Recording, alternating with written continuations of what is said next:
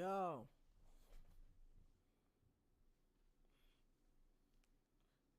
I'm still trying to learn this. Yo, am I live? Yo, am I live? Let's see. Looks like I'm live.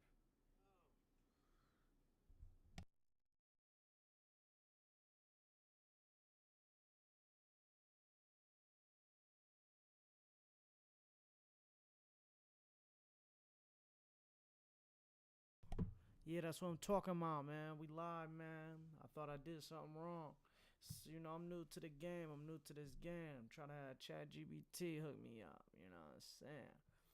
So, yeah, today, a boring stream day. Real boring.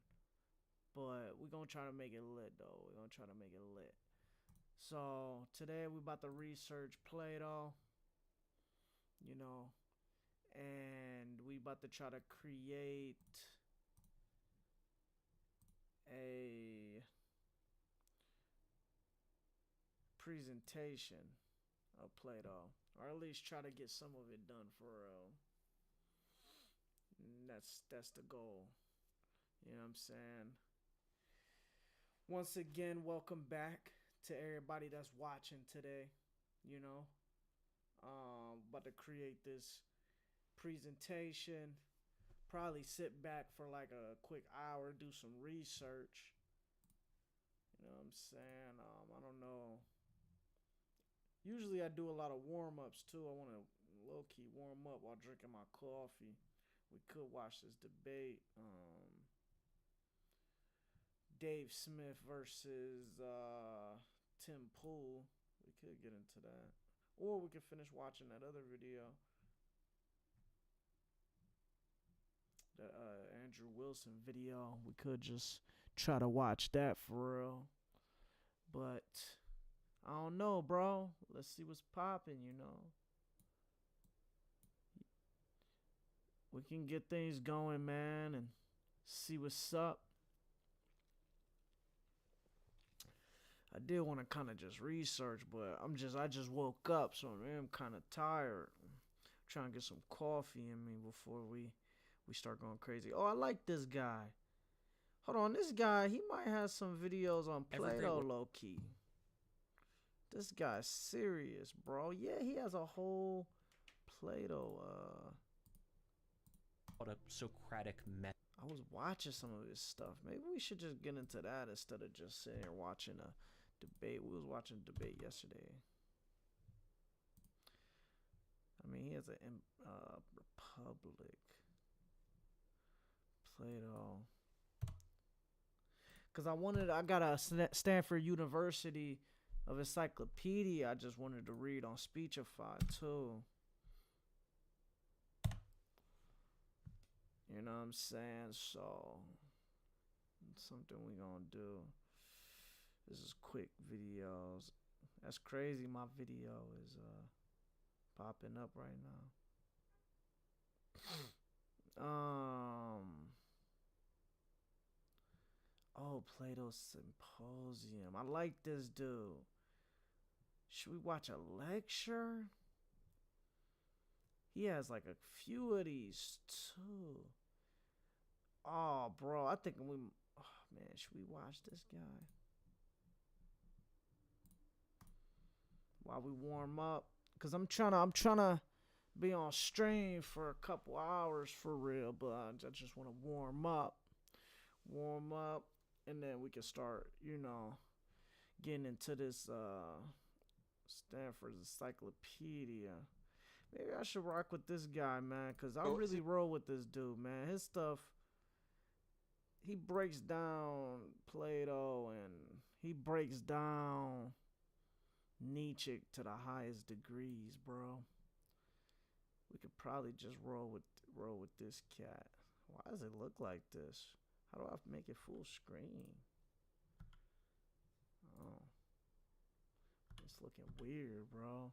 I don't know if it's my screen or what. But I'm about to get some coffee. We can go ahead and just watch this Michael Surge for real. Cause I think I watched like 10 minutes of this, but I probably watched this a little minute ago for real.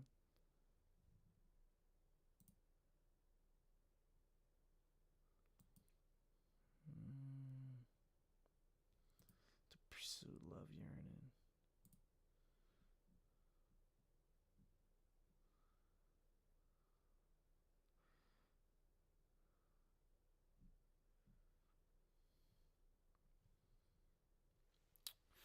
And like I said, guys, I got these great courses videos too. That's the thing. I got these great courses videos.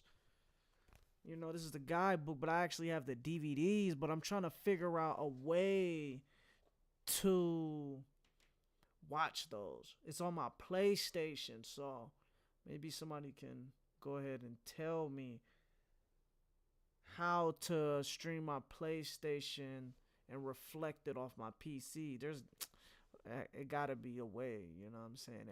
It has to be a way. But I just don't know how. I don't know how to do so. That's the hardest part, you know what I'm saying? But I got so many of these great courses videos, bro. Like literally, bro. Like I can't even pick it all of them up, but I know I got a few right here straight up. Like this one, the philosophy of religion. Like I just been touching on the philosophy of religion. We could be really watching those though. Like we could be just going crazy with those. Like we could be really going crazy with those. Man, those boys be lit. But I just gotta learn how to like reflect it. But I don't like the only thing I don't like is that they're old, and it's like it's hard to hear them. I even have hard to hear. It's hard to hear them for me. So I feel like it'll be hard for y'all to hear them too. It'll be very hard. So let's see what's up, man. It's 2:21. It's 2:21, man. We gonna really see what's up, man. We gonna see what's up.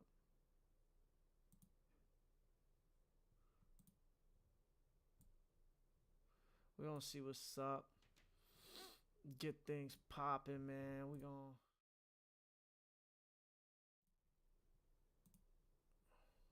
see what's up. We probably just sit back watch this for a little bit. Probably ain't gonna watch no debate unless somebody pop in wanting to watch a debate. I'm with that, but probably just stay focused on the lecture. We trying to create at least maybe half the lecture for today. You know, I'm starting off slow. I mean, I want to be able to crank out like learning how to like create lectures easily, but I just want to research first. You know what I'm saying? I want to research. I'm gonna go ahead and try to get a source, some sort. Oh yeah, I had ChatGPT pulling me up sources. Total low key. I'm gonna just tell it to cite it.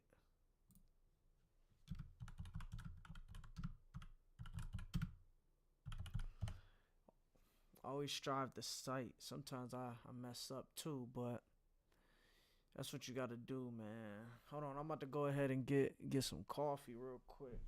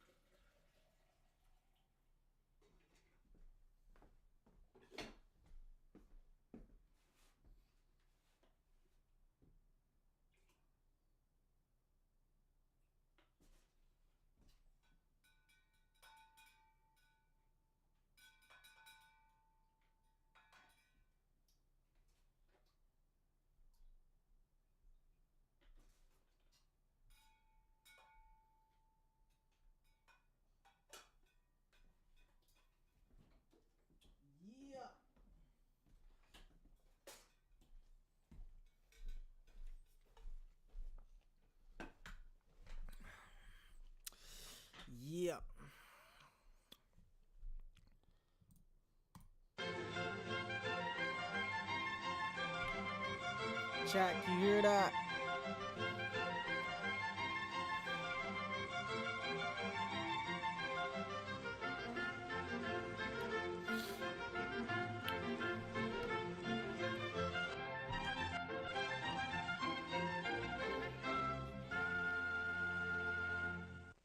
Plato's Symposium is one of the most profound Man, it and sounds beautiful of the trash too, bro. Platonic dialogues.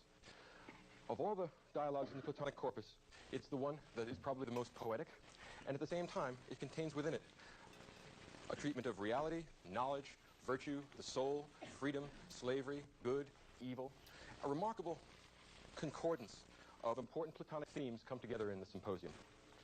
And what I'd like to do first is talk about what a symposium is and what the context of this dialogue is. And I'd like to talk about the people who participate in it, specifically the people who spend their time talking to Socrates. And after that, I'd like to talk about what it is they say in specific. And then finally, I'd like to talk about what makes this a truly classic, a truly great work of art and philosophy at the same time. Possibly the hardest thing in the world to do is to write a great work of art or a great work of philosophy. But to create a great work of art and a great work of philosophy at the same time requires a consummate genius, and that's why this is one of Plato's most important dialogues. It's perhaps second only to the Republic in terms of philosophical depth, and it's second to none in terms of poetic beauty. In the first case, the Symposium is not narrated. Yo, what is happening, bro?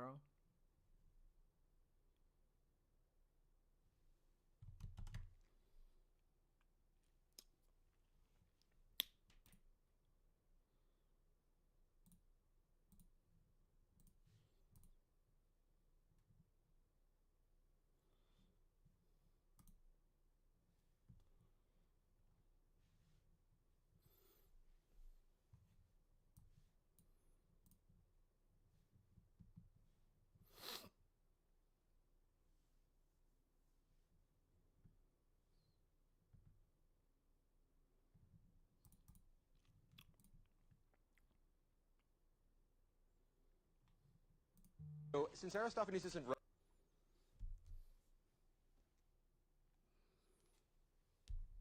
writing this, he's going to have to say whatever Plato wants him to say. And he's going to say kind of grunting, swinish things all through this, and people are going to find him very interesting and intriguing. But he's going to pay, one after another, all the qualities which are attributed to Aristophanes here are the qualities which we are going to associate with the bronze man, the tyrannical man, the evil man. And what makes him worse is that not only is he bronze, evil, and tyrannical, he's also the sort of man that talks very well as well. All right? So not only is he articulate, but he's also articulate in an evil way. So taken together, that's the worst possible combination of human characteristics. The anti-Socrates makes his appearance. Also, irony is a constant literary tropy in this, as in all the Platonic dialogues.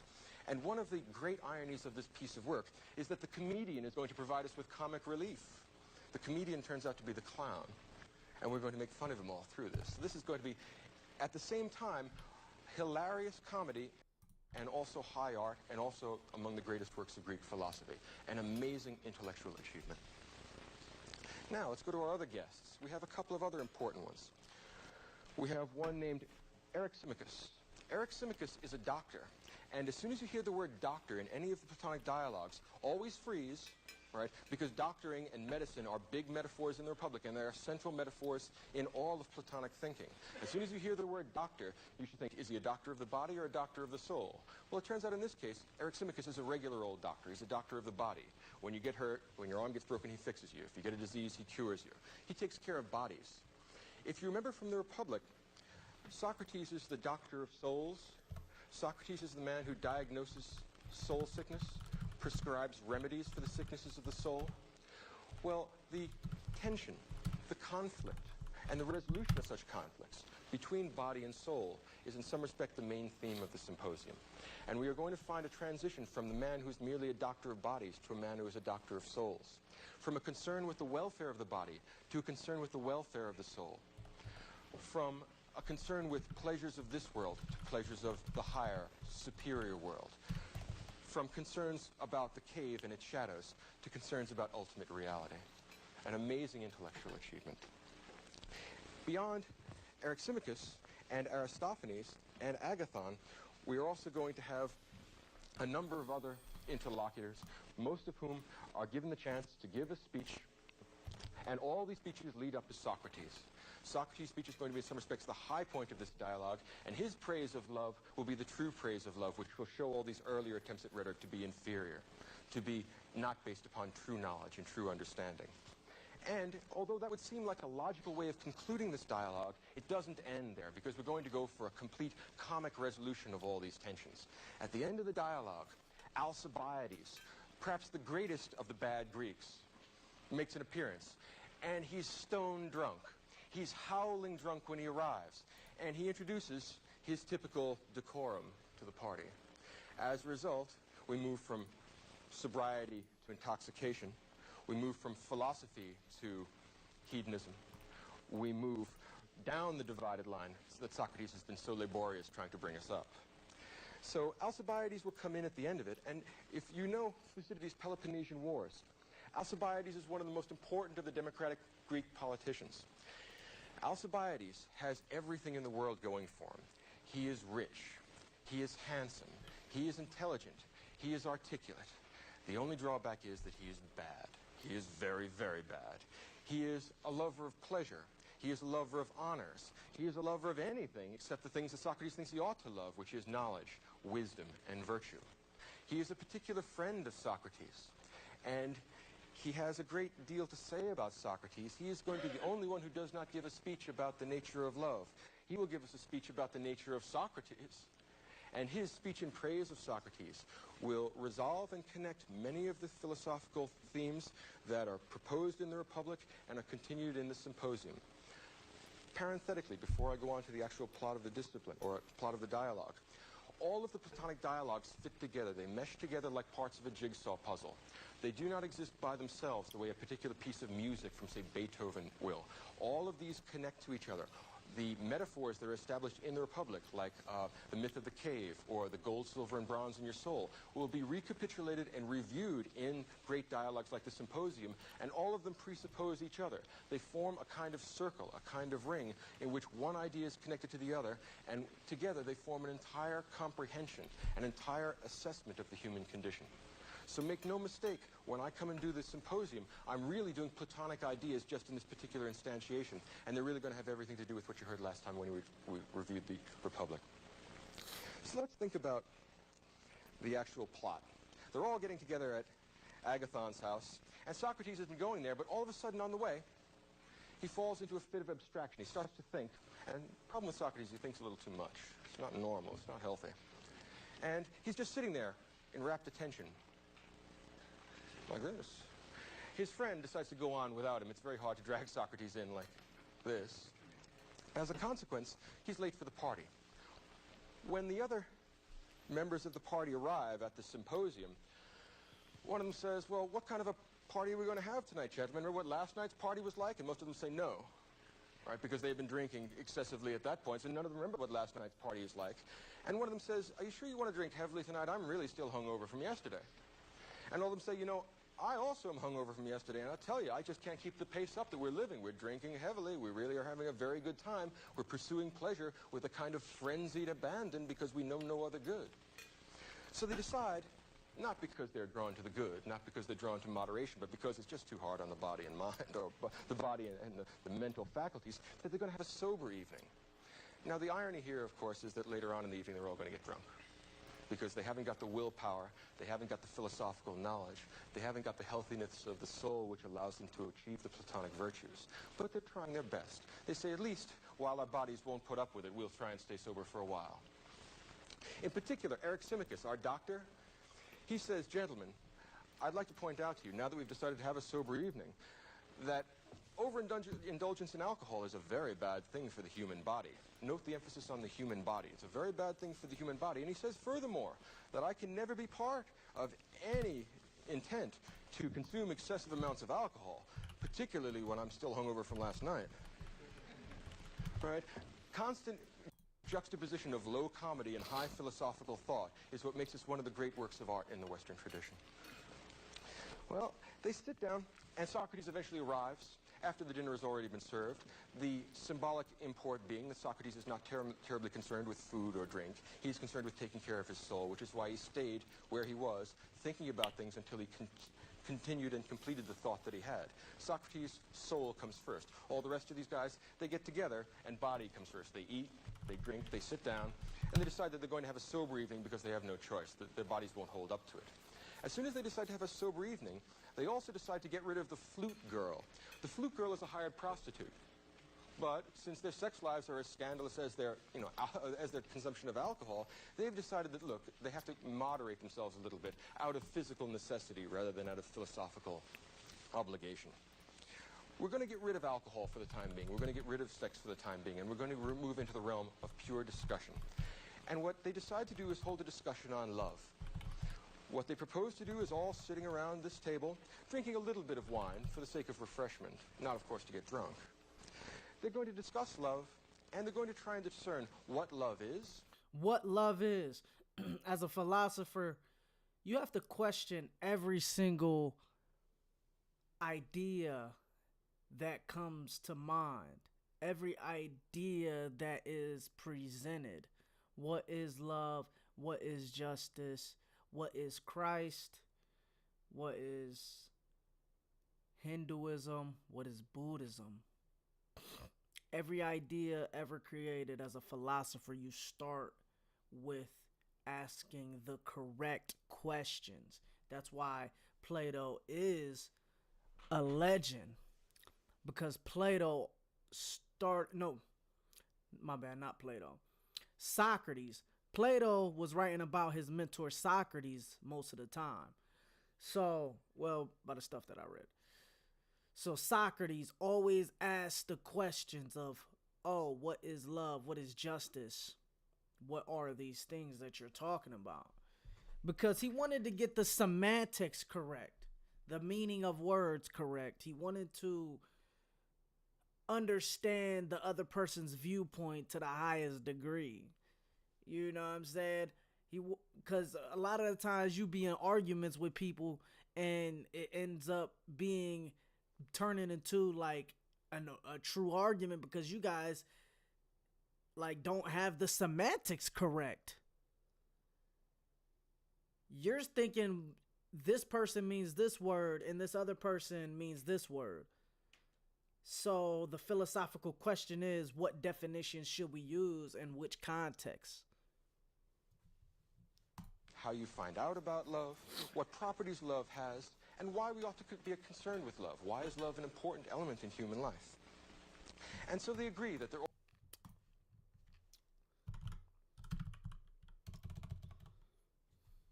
all going to give encomia on love. An encomium is a speech in praise of someone, right? And their encomia on love are going to try and capture what makes love important, why love should be of concern to either the philosophical person or the one that just wants to dry out for the evening. And in either case, their statements about love will tell us a great deal about the workings of their inner psyche, about what sort of men they are.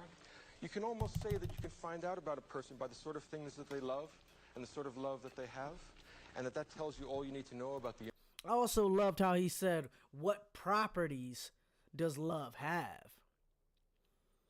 This is very important. You know, trying to figure out those properties is very important. Why? Because it's always, because one person could think beating their child is loving. But to me, that's not love. Love is embracing your child. Love is teaching your child. But beating your child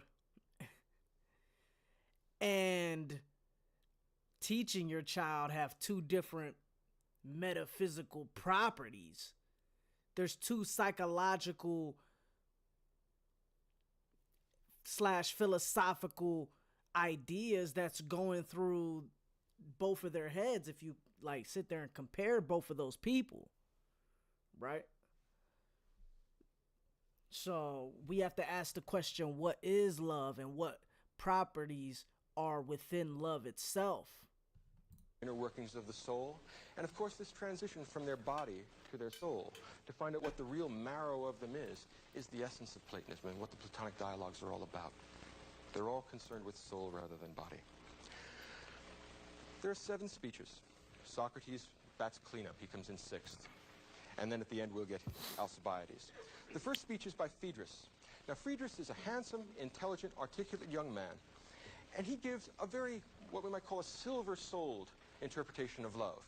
Love, Phaedrus says, is a god that inspires us to do virtuous, famous, glorious things. And he gives some examples of the kind of virtuous, famous, glorious things that love inspires us to do. And he quotes from Homer saying that Achilles, motivated by love, would never do anything dishonorable and won himself immortal fame and glory among all human beings because he was motivated. Hey, if somebody's texting in the chat and I don't know, it's because I don't know why, but this thing is tweaking so hard. I just don't know where the chat button is. This is my second day streaming, so I don't know where the chat button really is, though. You know what I'm saying? I just don't know. So it was up here, but now it just is not there. By love. Love motivates, in other words, the heroic man to the Homeric virtues. The virtues of Achilles, the virtues of the Homeric heroes, the men who were valorous in war, never were afraid, were completely courageous, maybe not especially smart, not terribly philosophical, but it allowed them at least to do glorious things. In other words, love allows us to move from bronze concerns in life to silver concerns. It takes us halfway up because his conception of love is a halfway house between common lust and the Platonic conception of love, which we will get at the end. So we're moving halfway up the divided line here. Love, in Phaedrus' view, it's an incomplete but still noble-minded view, is that which motivates us, which prods us and stimulates us to do heroic actions. Now Phaedrus gives a lovely speech. It's moving, and thank God it's short.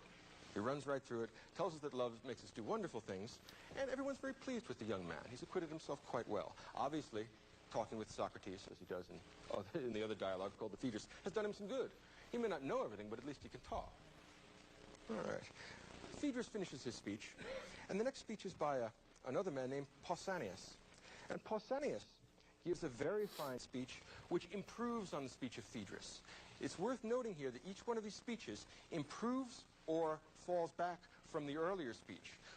You can think of the symposium as being organized the way a piece of classical music is organized. There is a kind of conceptual tension between the speeches, and you are either raising that tension by increasing the volume and tempo of the ideas, or you are decreasing the tempo, decreasing the connection by sliding off into some absurd kind of speech, which will happen when we deal with the next speech. But let's come back to Pausanias. Pausanias tells us something very important. Pausanias tells us that love is a god, which is a very important idea, that it's something divine, it's not merely human. And chat, my video might get taken down once again. This might be the second day.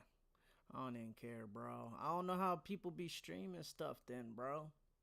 Like, I'm over here trying to sit back and watch these videos. Like, how is Destiny sit here and do that? Like, I'm trying to understand that. in addition, not only is love a god, but love somehow helps us reconcile the different elements in our emotional life. And love, in some respect, allows us to unify the dissonant elements in our psyche. It allows us to create a harmony of the soul, analogous to the harmony that we might get in a healthy body. In addition to that, he says that love is somehow connected with freedom and autonomy and virtue, which is very important because the kind of virtue we're talking about here is a virtue of the soul. It is not the Homeric virtue of the body. It doesn't mean turning yourself into Arnold Schwarzenegger. It means turning yourself into someone that is good of soul, not of body. That's what's important about Pausanias' speech. He improves on the speech of Phaedrus by moving the discussion from the effects of love on one's actions to the effect of love on one's soul, on one's inner self. Pausanias allows us to move on up the divided line away from body towards soul, and that's what's important about him. Now, Pausanias gives a very nice speech. He acquits himself quite well. And now it's Aristophanes' turn. Aristophanes, the great comedian, is now to become the great clown. Aristophanes is about to give a wonderful speech about love, and doubtless he knows a great deal about love because he's constantly worshiping Dionysus and Aphrodite. Right? He's a drunken woman chaser, so he knows all about it, doubtless. And he would like to, but he's been overeating and over-drinking, so he gets the hiccups, and he's constantly doing this, and he's hiccuping, and he can't talk. Hiccuping in this case is symbolic. It's not just funny, and it is funny because the idea of a guy trying to give a lovely, eloquent speech and having the hiccups because he's a drunk, all right, undercuts the seriousness and the gravity of the theme we're discussing. In addition to that, it turns out that he doesn't know what to do. He has to ask Eryximachus, "You're the doctor. Help me out. I'm choking. I need some help. I can't give the speech. Please, what can I do?" Eryximachus, the doctor of bodies, prescribes, go gargle with water. And if you can't gargle with water, go tickle your nostrils with a feather so you'll sneeze. Sneezing, another kind of reaction, another kind of spasm. Alcibiades, or not Alcibiades, but Aristophanes here is made to be seen as the man that is nothing but physical. He is a set of responses to physical stimuli. He hiccups, he laughs, he sneezes, he pops around the room, constantly prey to physical stimuli. He almost is a man without a soul. He's the ultimate swine. And he's happy like that, too. He doesn't know what it would be like to miss having a soul. He's a pig. So naturally, our pig needs a physical cure, and he's going to get that from the Dr. Eryximachus. So he goes in and tickles his nostril with a feather, and while he's in there performing this glorious operation, Eryximachus decides to take his place in the speeches. And It's about to be 3, chat. 3. So, I mean, I got some quick notes. I didn't get too much from that for real. Because my stuff is really about Plato, not just about Plato's symposium. So I got, Socrates is the doctor of souls. He asks questions. He cares about the soul. Plato's asks questions about what is love, what is justice, what is equality. Quick notes. Quick notes, quick notes, quick notes. You know what I'm saying? Nothing crazy. But I think that we can throw this into the lecture. I'm calling this Plato's lecture notes. We could throw this into the lecture, man. We could throw this into the lecture.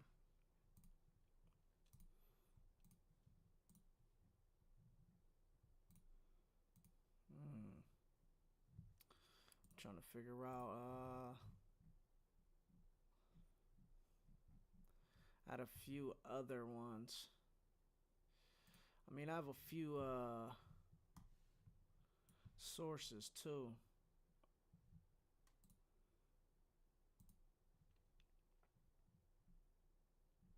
The story interpretation. This is for the Plato of the allegory of the cave.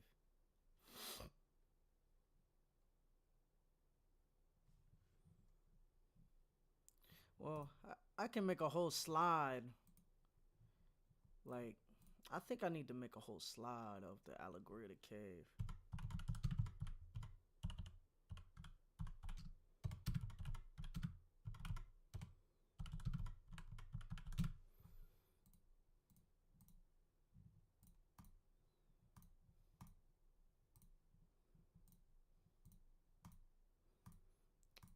I mean, I could probably use this as a source. We could probably read this. This is only gonna be. Oh, they got oh, this is tight. This is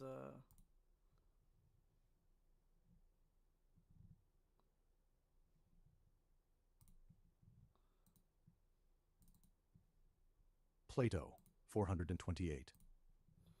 Well, I have my own Speechify. I hate when it doesn't work, bro. It makes me so mad, bro. Cause it makes it so much better. Cause these things can read it out faster to me. Here we go. I was using her. I was liking her voice. Plato, the allegory of the cave. 428. Plato, 428. 427 to 348, 347 BCE, was an ancient Greek philosopher who wrote play-like dialogues, often using his late teacher, Socrates, as his mouthpiece. Plato's book, The Republic, is a dialogue about justice. It contains the allegory of the cave, a fanciful story that illustrates some of Plato's ideas about education and the distinction between appearance and reality. document this. So, Plato, 428 through 348. Wait, no, I'm tripping. Through 427 through 348 slash 347 BCE. Okay. Copy this. I wonder if y'all can see this. Like, I'm trying to read this and have y'all see this. Like, this is the crazy part. Who is...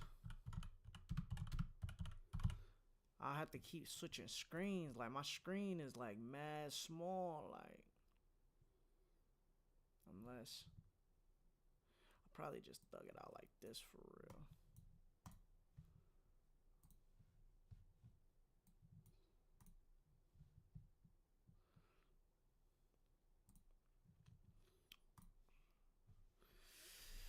All right. Boom. Okay, so y'all boys can probably... Oh, y'all can't even see this anyway still. That's really not going to help me at all for real. I mean, I could probably just be switching from screen to screen, but I mean, that's just a little hassle. All right, man, I'm gonna just keep sticking to the main source, man. I'm gonna keep this joint up here, man. I'm gonna just keep this up here. Read that down here. I'm about to have chat go ahead and cite this.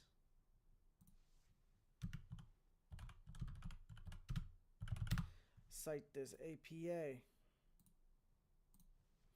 So I got this. Understand, chat, that this allegory of the cave is way more bigger than reality. It's more, it's crazier than I can even explain. That's the crazy part, bro. It's so crazy. This is so much more crazier than I can even tell you about, bro. History, historical philosophy, philosophy of education, metaphysics, epistemology, or theory of knowledge. This is true epistemology, son. True epistemology.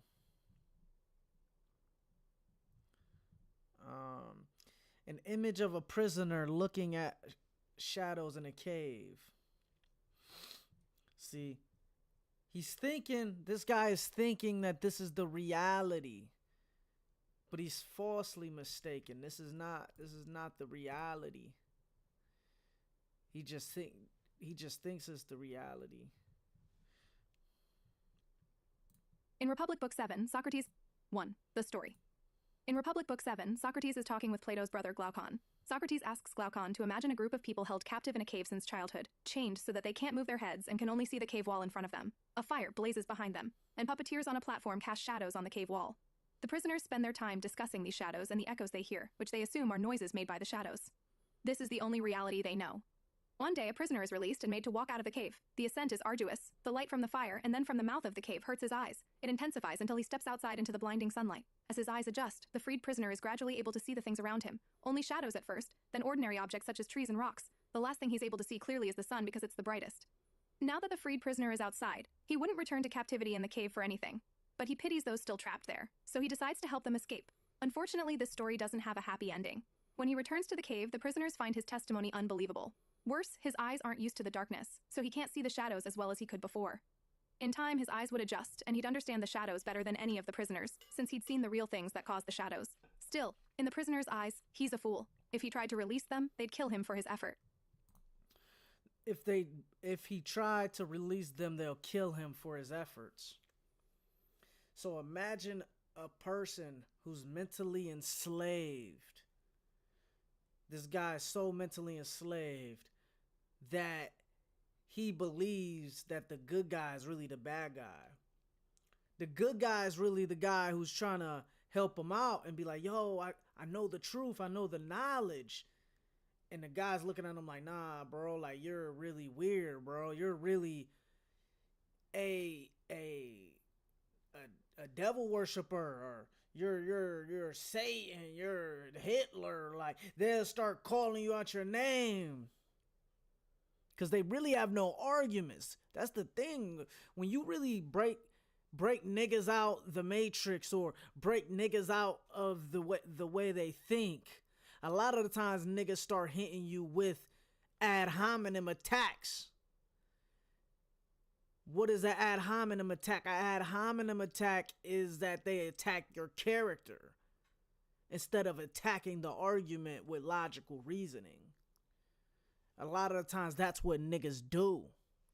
Because these niggas are so socially constructed to believe in what they want to believe instead of believing in the highest form of the truth. They'll kill you, bro. They killed Martin Luther King.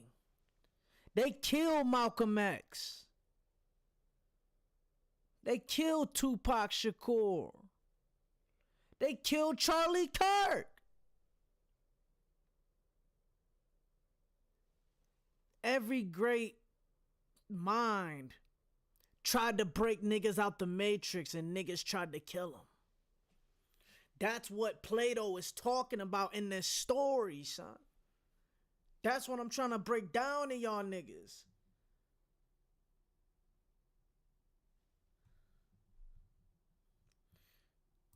Socrates tells Glaucon that the 2. Interpretation.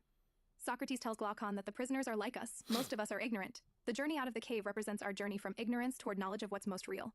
The words most real might sound strange. We usually think that things are either real or unreal. But for Plato, some things are more real than others. Some things are more real than others in his eyes. That's some deep ass shit, bro. I ain't even gonna cap.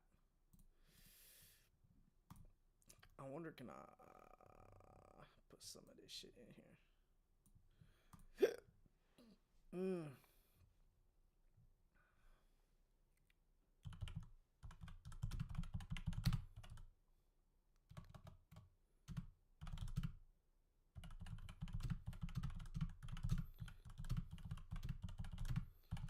The prisoners think that Socrates thinks that the prisoners are just like us.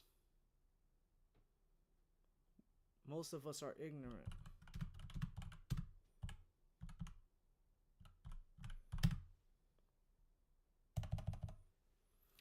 Because the journey outside of the cave, once you start reaching levels, like, you're at the bottom of the cave, then you go to the next level, then you go to the next level, and then finally you get out the cave. Each one of those is another stage of, like, awakening to the highest form and highest degree.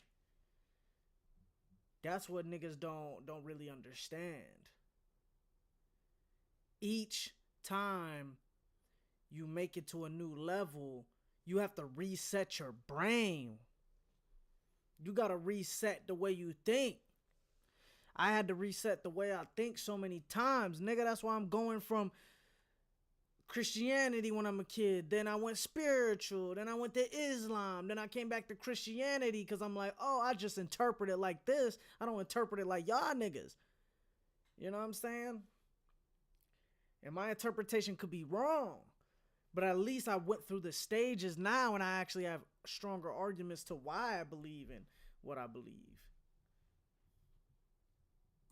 Plato thinks that two kinds of things exist. Changing things we perceive with our... I wonder if I can go ahead and... For y'all to know where I'm at, too.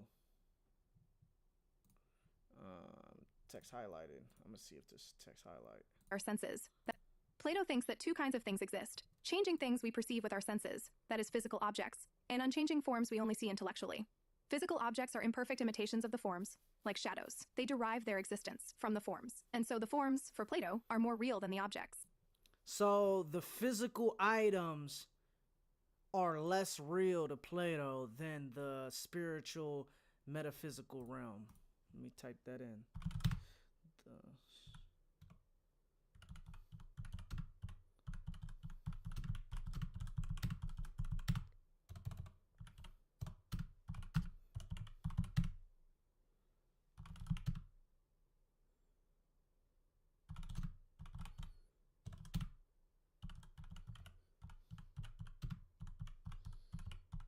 Okay, so let me break some of that down. So how Plato's looking at it is like there's all right, hold on, let me think. Okay.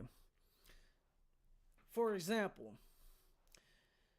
Plato believes that there's two types of realm. It's more of like a dualistic type of thinking. Dualistic type of thinking.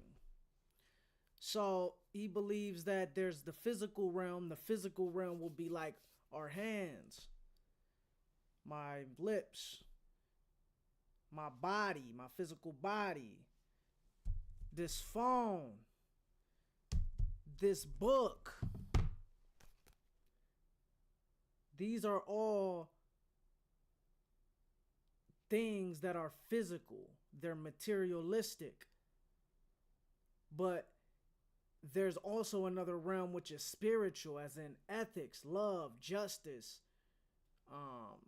caring, understanding, intellect, wisdom. Like you can't feel wisdom.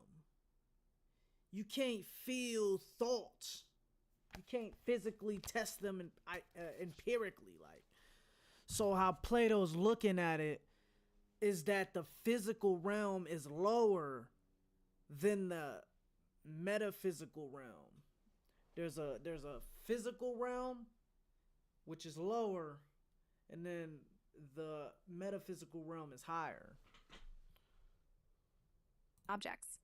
To take a concrete example, horses are real, but the form of the horse, which we can think of as an ideal horse, is more real than any individual horse can be, since all horses derive their being from participation in it. There's also a hierarchy among the forms. The greatest form, the form of the good, the sun in the allegory, is the ultimate source of all that exists. We can almost think of the form of the good as God, except that it isn't a person. One, philosophical knowledge, the highest form of knowledge, is knowledge of the forms, and above all, knowledge of the form of the good. Forms.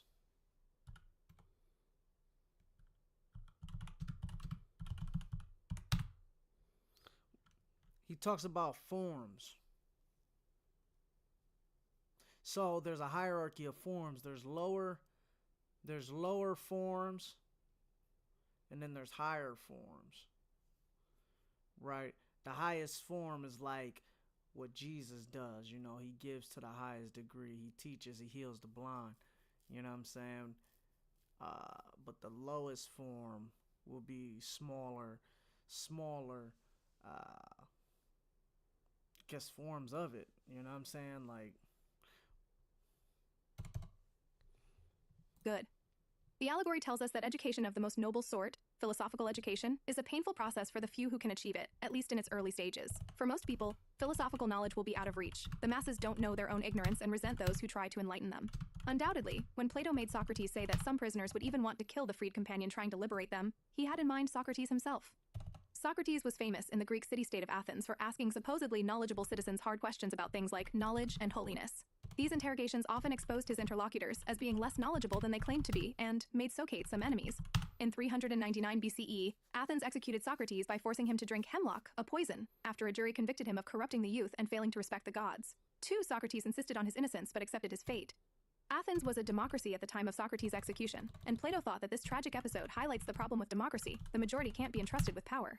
Plato thought political power should instead be concentrated in the hands of an elite like Socrates, and of course himself, who were capable of philosophical knowledge. But this would only work in a city prepared for that kind of leadership. So Plato believed that only true philosophers should rule countries, cities, states. Like, it's not like democracy. Democracy, niggas vote, and anybody can really become president. You know what I'm saying? That's kind of how like Trump got like in office. Not saying he's like a bad president, because I rock with some of the things he does. But what I'm saying is that in Plato's realm, niggas like Trump would never get to the top because because you have to be a true philosopher king and have the highest degree of knowledge.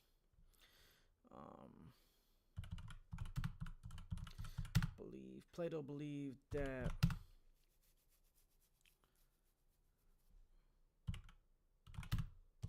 only true philosophers should rule city-states and countries. Leadership. 3. Conclusion. The allegory of the cave encapsulates many important and distinctive ideas in Plato's philosophy. However, elsewhere in his writings, Plato expresses ideas about education that don't neatly square with the symbolism of the allegory. According to the allegory, even the students who are capable of philosophy, whom the freed prisoner represents, are placed in a passive role, struggling against the teacher at every step. At least that's true until they breach the surface, at which point they have philosophical knowledge. The contrast between teacher and student is very stark. The teacher knows what's outside of the cave, and the student doesn't have an inkling, and can contribute little to the journey. Elsewhere, Plato paints a different picture. 3.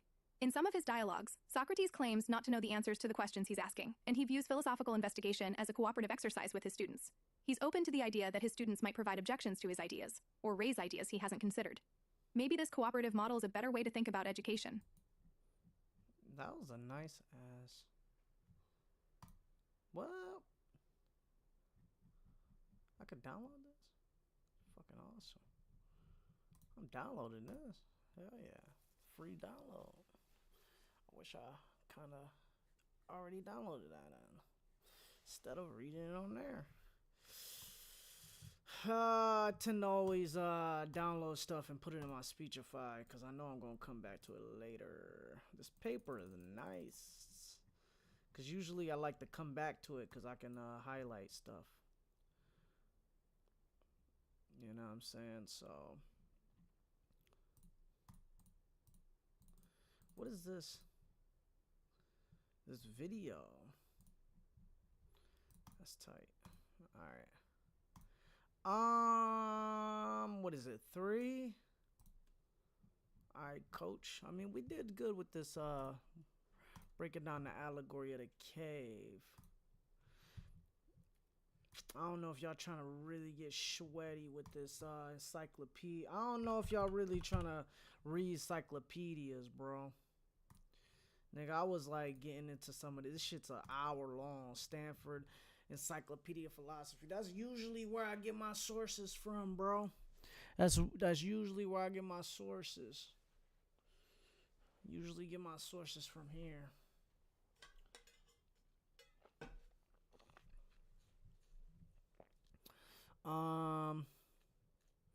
But I got a few notes, man. I want to learn how to like somehow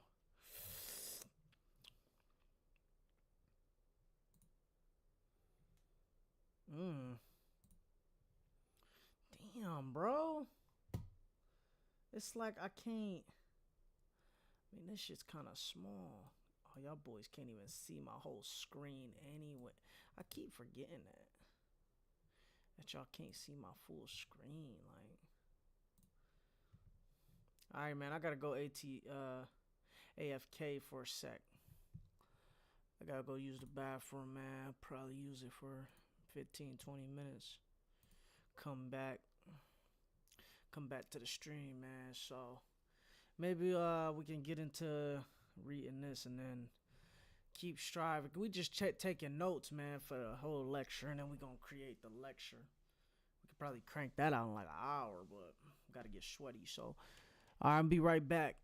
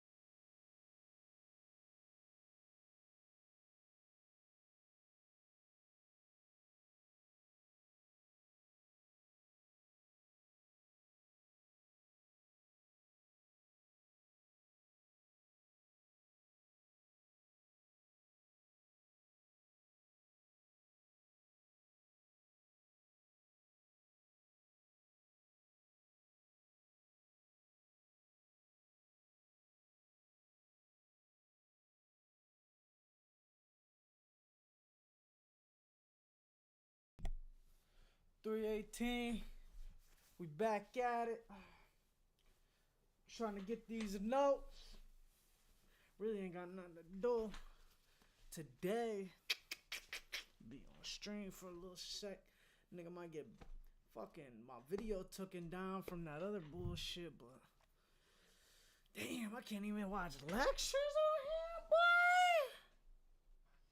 What the fuck? I'm gonna try to upload this, man. Try to sit back, upload, get sweaty, man. You know what I'm saying?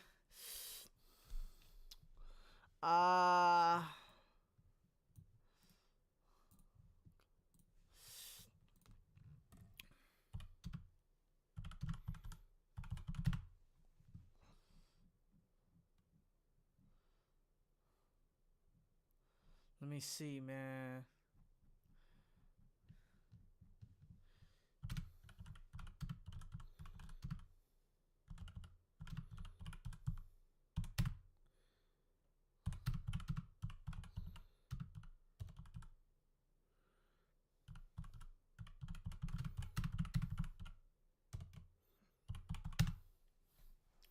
Hey, man, how I put my other screen on here, man? I'm trying to figure that out, bro. I want to see y'all. I know y'all boys. I mean, I'm sure I can do like.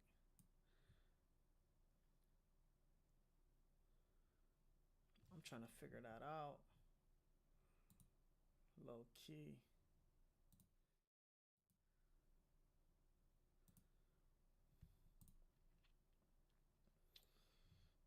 Wait, I might be able to just put it on here. Because I could do two. Man, if I put this up here, y'all gonna be able to see both? If I just add another screen? I don't know if y'all can really see that though.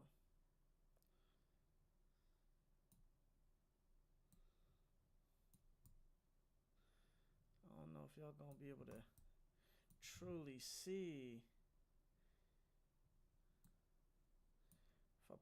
if I put a whole nother screen down here.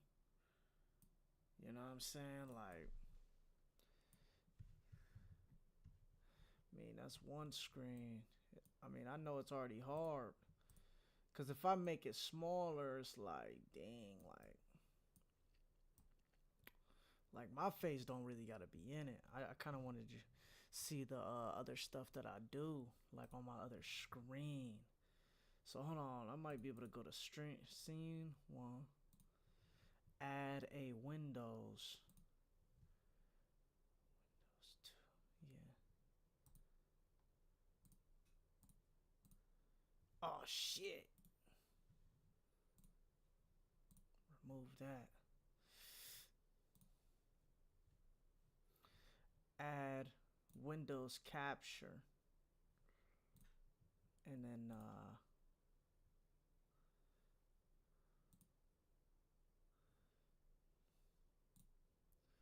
okay. I might man, is that I don't know if this is quality, man. You know me, I'm always trying to search for the quality. Y'all boys able to see this?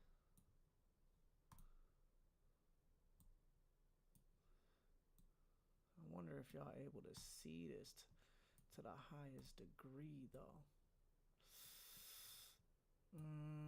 Maybe take this down a little bit.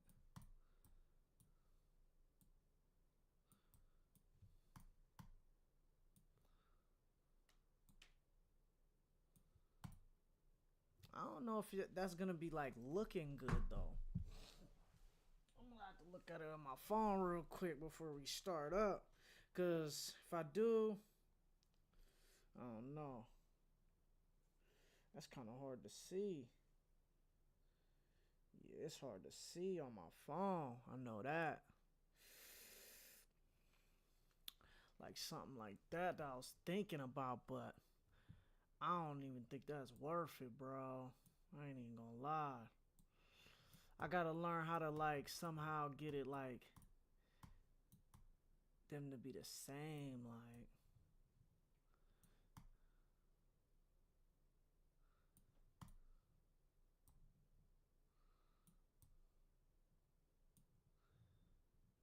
Yeah, I'm gonna have to just remove this.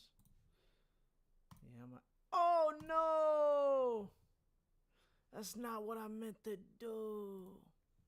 Remove. Yeah. Fuck, bro. It's not what I meant to do. Okay, hold on. Give me a sec, chat. Windows capture. Create new.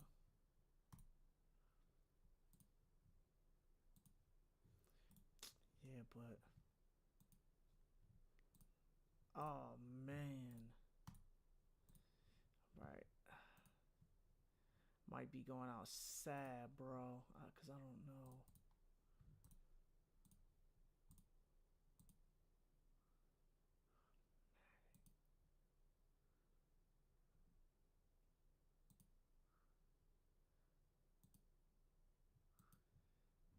Mm. Oh man, hey, chat, we definitely having some technical difficulties right now. Bear with me.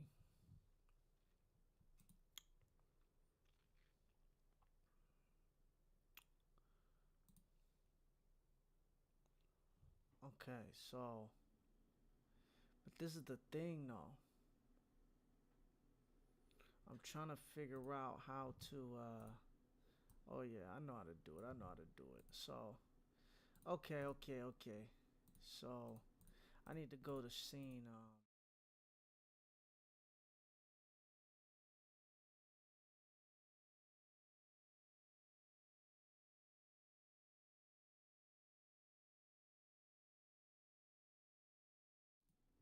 And then boom, I just added to scene one. Add to existing. Capture two. Yeah. Oh, bro, what? Why is it still not working? No.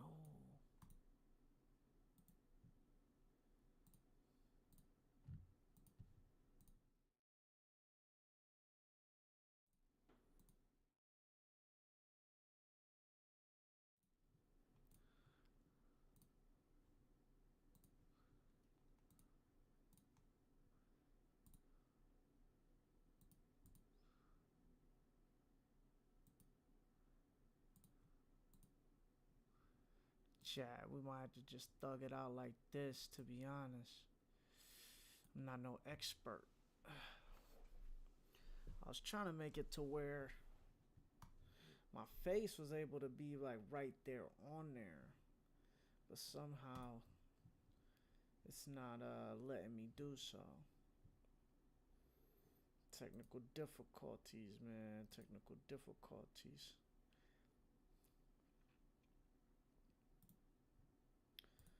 Might be able to, cause somehow I can just.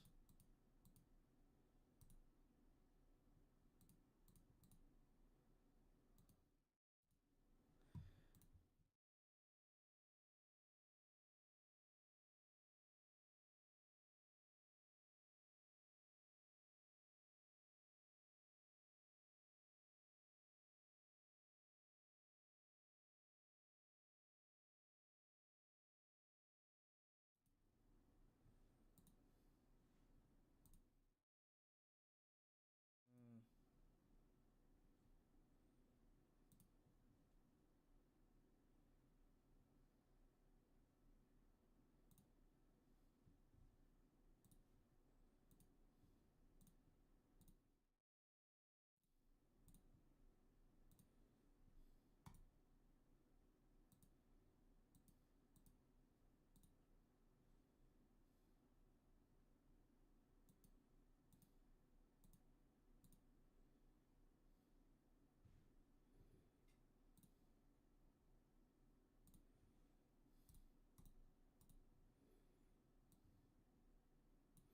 I hate how it does that.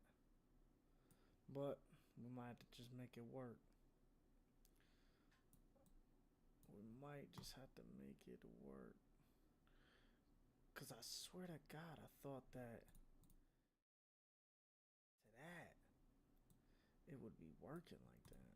So what if I just add?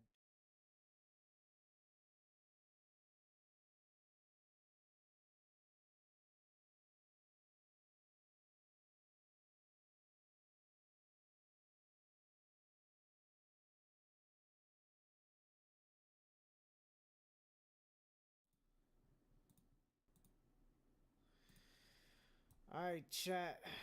Looks like my face really ain't gonna be in this joint for real.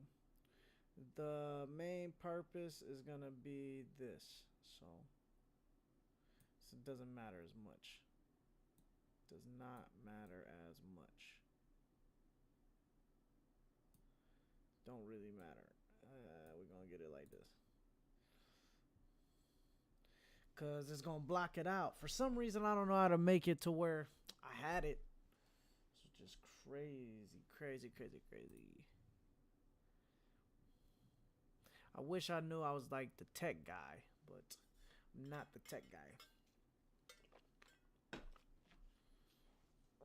But as long as I'm able to see it, you know what I'm saying? Like, and y'all able to see me. We good. We good. We good. My face ain't the important part.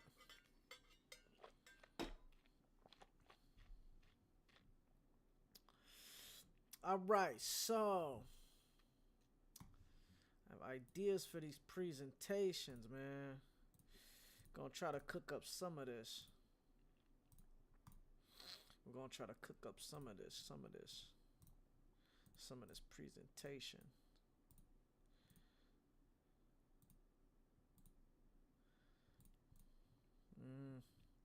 My goal is always try to get like 8 to 10 or 8 to 12 probably.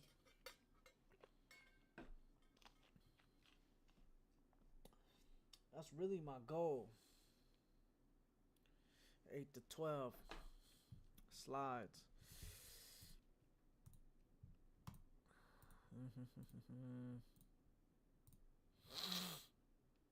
All right.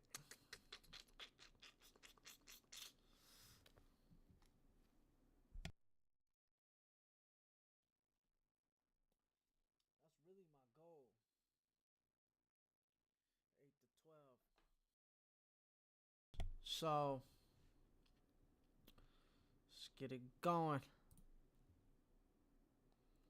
Plato. Plato is, by any reckoning, one of the most dazzling writers in the Western literary tradition, and one of the most penetrating, wide-ranging, and influential authors in the history of philosophy.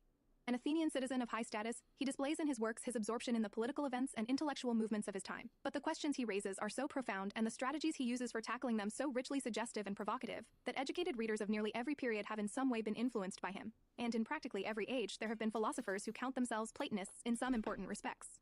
He was not the first thinker or writer to whom the word philosopher should be applied, but he was so self-conscious about how philosophy should be conceived, and what its scope and ambitions properly are, and he so transformed the intellectual currents with which he grappled, that the subject of philosophy, as it is often conceived, a rigorous and systematic examination of ethical, political, metaphysical, and epistemological issues, armed with a distinctive method, can be called his invention.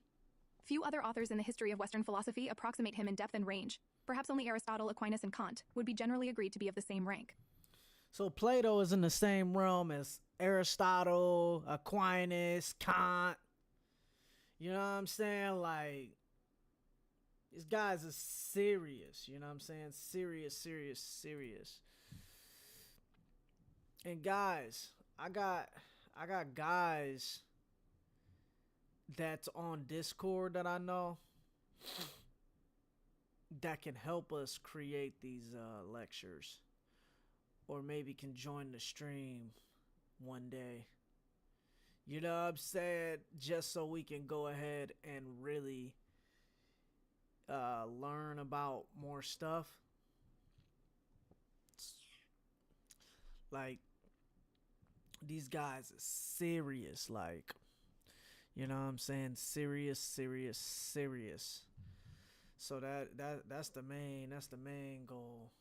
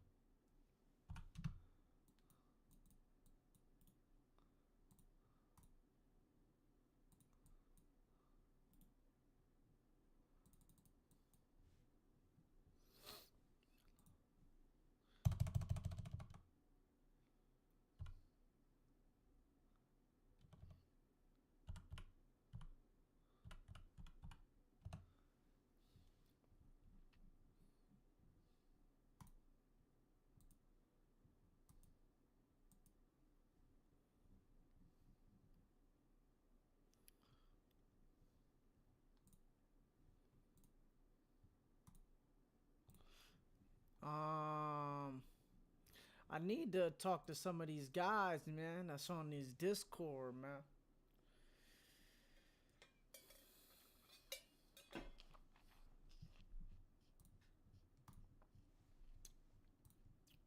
That's what I need to do.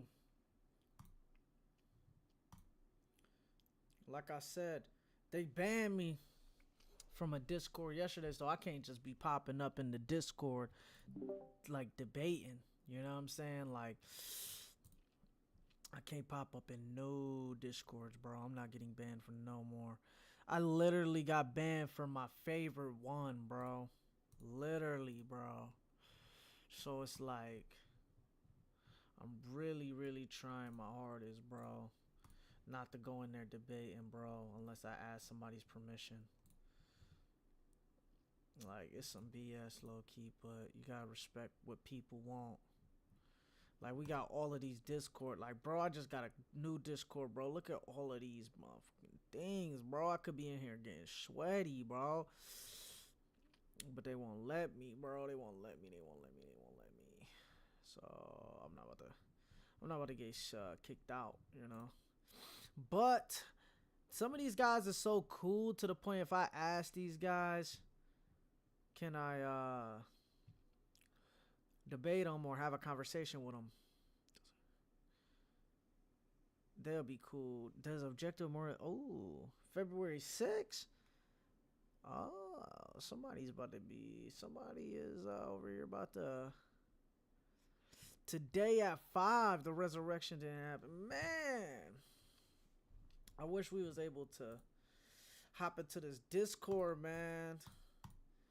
But I can have some of my guys that I know on Discord. Like, I know this dude named Egg. This dude is so intelligent, bro. I want to have this guy on just so we can have a freaking conversation, bro. Just so we can have a freaking conversation, bro. And cause this guy Egg, he be knowing. I love him so much because he be still manning the arguments all the time, bro. When we have an argumentation, I'll be like, yo, bro, still man the argument for me, bro. Come on, bro, I need you, bro. I need you to still man the argument just so I can go ahead and understand bro's viewpoint and he can understand my viewpoint. Because still manning is always going to be the most important, you know what I'm saying? Always.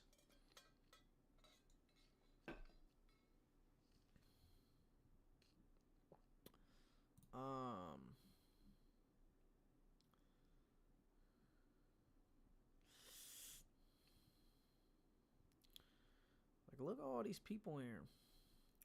Could be in here just, I could just be sitting here chilling, bro. Like, they just, I don't know which ones can stream. I have to read all of the rules, bro. So, alright. About to get back to it. Hold on, chat. Give me a sec.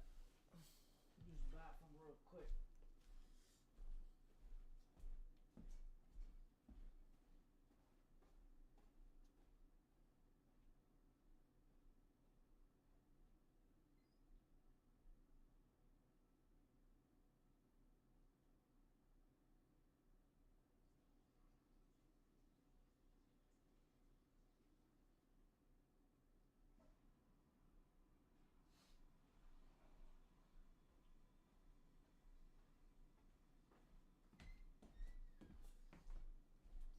So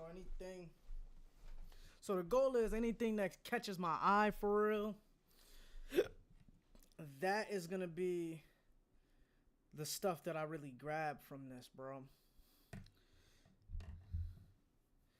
That's the true goal. You know what I'm saying? And then another thing too is what I'm trying to figure out. If I have physical books, for example, like this, like I had this mastery, for example. I'm trying to figure out a way that I can just, you know, read this out to you guys, because you guys can't really see this, right? But at the end of the day, I mean, I could just sit here and read it to you guys, because I mean, why not? Like, I have this reader thing, but you guys cannot see the pages though. That's gonna be the sucky part about it. Um,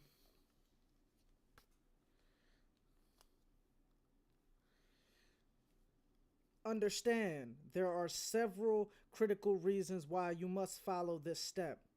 First, knowing your environment inside out will help you in navigating it and avoiding costly mistakes. You are like a hunter. Your knowledge of every detail of the forest and of the ecosystem as a whole will give you many more options for survival and success. Second, the ability to observe any unfamiliar environment will become a critical lifelong skill.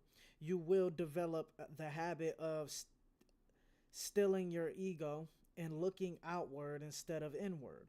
You will see in any encounter what most people miss because they are thinking of themselves. You will cultivate a keen eye for human psychology and strengthen your ability to focus.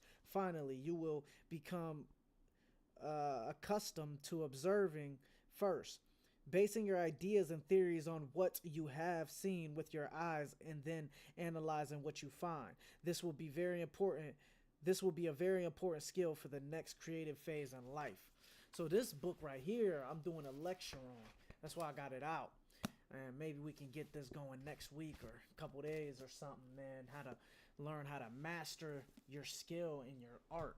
But the idea is like, I don't know, I could sit here and just read it out to you guys. You know, that's no problem, but I mean, you guys just probably won't see it on the screen. That's really what's gonna suck about it. You know what I'm saying? So that's gonna be the worst week or a couple days or something, man. How to learn how to master your skill in your art.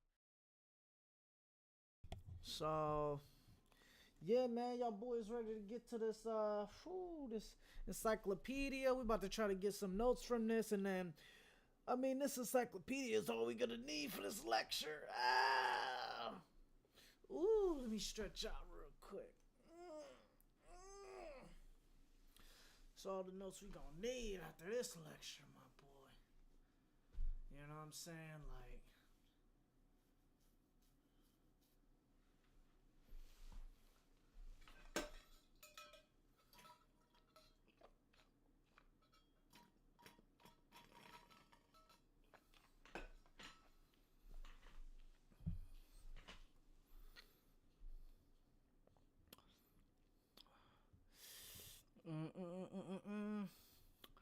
we gonna get going, man. Oh shoot. Discord.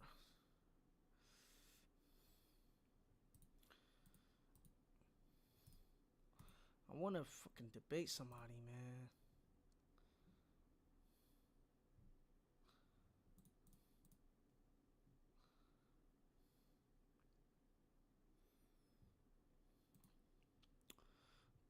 I gotta know the rules of this, bro.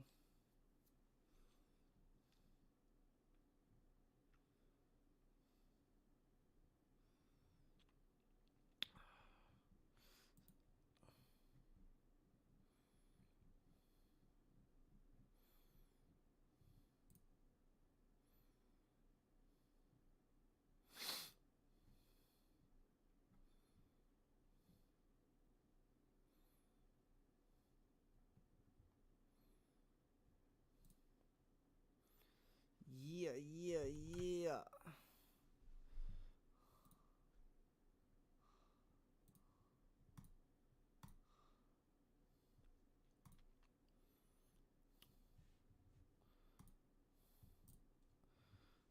All right. 2 minutes. 3:45. We'll get started. I'm trying to get some quick notes out this joint, and then slowly build on the lecture. Slowly build on the lecture, man. Slowly build. I'm trying to think. Should I take this on?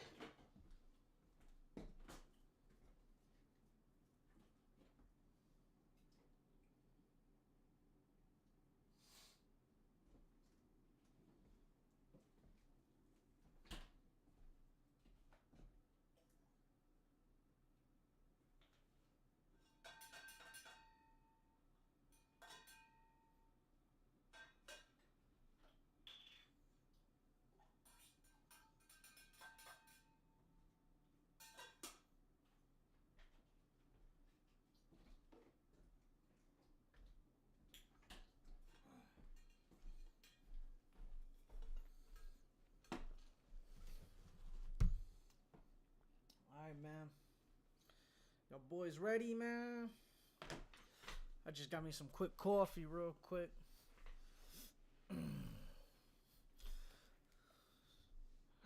Plato. Plato is, by any reckoning, one of the most dazzling writers in the Western literary tradition and one of the most penetrating, wide-ranging, and influential authors in the history of philosophy.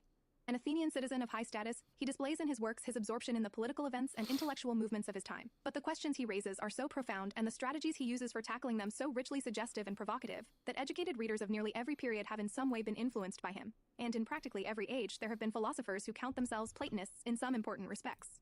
He was not the first thinker or writer to whom the word philosopher should be applied, but he was so self-conscious about how philosophy should be conceived, and what its scope and ambitions properly are, and he so transformed the intellectual currents with which he grappled, that the subject of philosophy, as it is often conceived, a rigorous and systematic examination of ethical, political, metaphysical, and epistemological issues, armed with a distinctive method, can be called his invention. Few other authors in the history of Western philosophy approximate him in depth and range. Perhaps only Aristotle, Aquinas, and Kant would be generally agreed to be of the same rank. 1. Plato's central doctrines. Many people associate Plato with a few central doctrines that are advocated in his writings. The world that appears to our senses is in some way defective and filled with error. But there is a more real and perfect realm, populated by entities that are eternal, changeless, and in some sense paradigmatic for the structure and character of the world presented to our senses. Among the most important of these abstract objects are goodness, beauty, equality, bigness, likeness, unity, being, sameness, difference, change, and changelessness. The most fundamental distinction in Plato's philosophy is between the many observable objects that appear beautiful, and the one object that is what beauty really is, from which those many beautiful things receive their names and the most fundamental distinction in Plato's philosophy is between the many observable objects that appear beautiful, and the one object that is what beauty really is, from which those many beautiful things receive their names and their corresponding characteristics. Nearly every major work of Plato is, in some way, devoted to or dependent. The most fundamental distinction in Plato's philosophy is between the many observable objects that appear beautiful, and the one object that is what beauty really is, from which those many beautiful things receive their names and their corresponding characteristics. Nearly every major work of Plato is, in some way, devoted to or dependent on this distinction. Many of them explore the ethical and practical consequences of conceiving of reality in this bifurcated way. We are urged to transform our values by taking to heart the greater reality of the forms and the defectiveness of the corporeal world. We must recognize that the soul is a different sort of object from the body, so much so that it does not depend on the existence of the body for its functioning, and can in fact grasp the nature of the forms far more easily when it is not encumbered by its attachment to anything corporeal. In a few of Plato's works, we are told that the soul always retains the ability to recollect what it once grasped of the forms, when it was disembodied prior to its possessor's birth, and that the lives we lead are to some extent a punishment or reward for choices we made in a previous existence. But in many of Plato's writings, it is asserted or assumed that true philosophers, those who recognize how important it is to distinguish the one from the many, are in a position to become ethically superior to unenlightened human beings because of the greater degree of insight they can acquire. To understand which things are good and why they are good, we must investigate the form of good. So like I said before, Plato believes that there are true philosopher kings that are meant to do good and to have the responsibility to manifest good to the highest degree.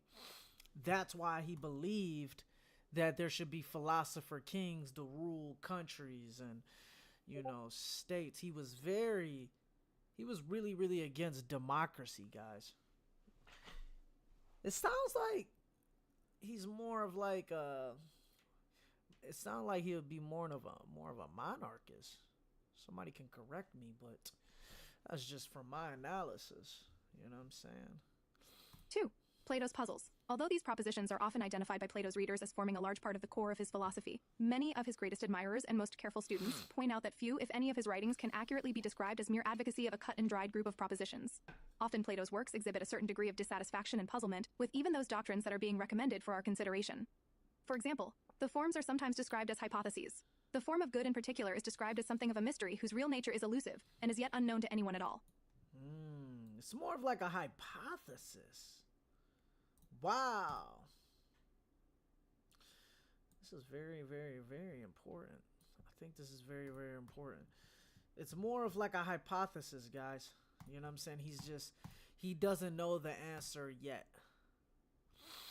He doesn't know the answer yet to what the forms actually are. He's just making a proposition. Hey, the highest form of the good, that's where we need to start striving towards. Now let's have the dialogue on what is the highest form of the good, right? But we don't know the answer to that. Plato doesn't know the answer to that. Let's have the convo. Puzzles are raised, and not overtly answered, about how any of the forms can be known and how we are to talk about them without falling into contradiction, or about what it is to know anything or to name anything. When one compares Plato with some of the other philosophers who are often ranked with him, Aristotle, Aquinas, and Kant, for example, he can be recognized to be far more exploratory, incompletely systematic, elusive, and playful than they. That, along with his gifts as a writer and as a creator of vivid character and dramatic setting, is one of the reasons why he is often thought to be the ideal author from whom one should receive one's introduction to philosophy. His readers are not presented with an elaborate system of doctrines held to be so fully worked out that they are in no need of further exploration or development. Instead, what we often receive from Plato is a few key ideas together with a series of suggestions and problems about how those ideas are to be interrogated and deployed. Readers of a Platonic dialogue are drawn into thinking for themselves about the issues raised, if they are to learn what the dialogue itself might be thought to say about them. Many of his works, therefore, give their readers a strong sense of philosophy as a living and unfinished subject to which they themselves will have to contribute. All of Plato's works are in some way meant to leave further work for their readers, but among the ones that most conspicuously fall into this category are Euthyphro, Laches, Charmides, Euthydemus, Theaetetus, and Parmenides. 3. Dialogue, setting, character. There is another feature of Plato's writings that makes him distinctive among the great philosophers and colors our experience of him as an author. Nearly everything he wrote takes the form of a dialogue. Most of them purport to be the outcome of his involvement in the politics of Syracuse, a heavily populated Greek city located in Sicily, and ruled by tyrants. We are of course familiar with the dialogue form through our acquaintance with the literary genre of drama. But Plato's dialogues do not try to create a fictional world for the purposes of telling a story, as many literary dramas do. Nor do they invoke an earlier mythical realm, like the creations of the great Greek tragedians Aeschylus, Sophocles, and Euripides. Nor are they all presented in the form of a drama. In many of them, a single speaker narrates events in which he participated. They are philosophical discussions. Debates would, in some cases, also be an appropriate word, among a small number of interlocutors, many of whom can be identified as real historical figures. And often they begin with a depiction of the setting of the discussion. A visit to a prison, a wealthy man's house, a celebration over drinks, a religious festival, a visit to the gymnasium, a stroll outside the city's wall, a long walk on a hot day. They tend to be, his stories are basically more about the debate, the dialogue, the logical reasoning behind it more than just mere myth and just to entertain you. As a group, they form vivid portraits of a social world and are not purely intellectual exchanges between characterless and socially unmarked speakers. In many of his dialogues, Plato is not only attempting to draw his readers into a discussion, but is also commenting on the social milieu that he is depicting, and criticizing the character and ways of life of his interlocutors. Some of the dialogues that most evidently fall into this category are Protagoras, Gorgias, Hippias Major, Euthydemus, and Symposium. 4. Socrates. There is one interlocutor who speaks in nearly all of Plato's dialogues, being completely absent only in Laws, which ancient testimony tells us was one of his latest works. That figure is Socrates. Like nearly everyone else who appears in Plato's works, he is not an invention of Plato. There really was a Socrates, just as there really was a Crito, a Gorgias, a Thrasymachus, and a Laches. Plato was not the only author whose personal experience... Like nearly everyone else who appeared in his work, he's not an invention. So, by what I take by this is that some of these guys are invented. Laches, Thrasymachus, I guess you could say his name. A lot of the guys that are in the Republic were created. Socrates was a real person. Plato was not the only author whose personal experience of Socrates led to the depiction of him as a character in one or more dramatic works. Socrates is one of the principal characters of Aristophanes' comedy Clouds, and Xenophon, a historian and military leader, wrote, like Plato, both an apology of Socrates and other works in which Socrates appears as a principal speaker.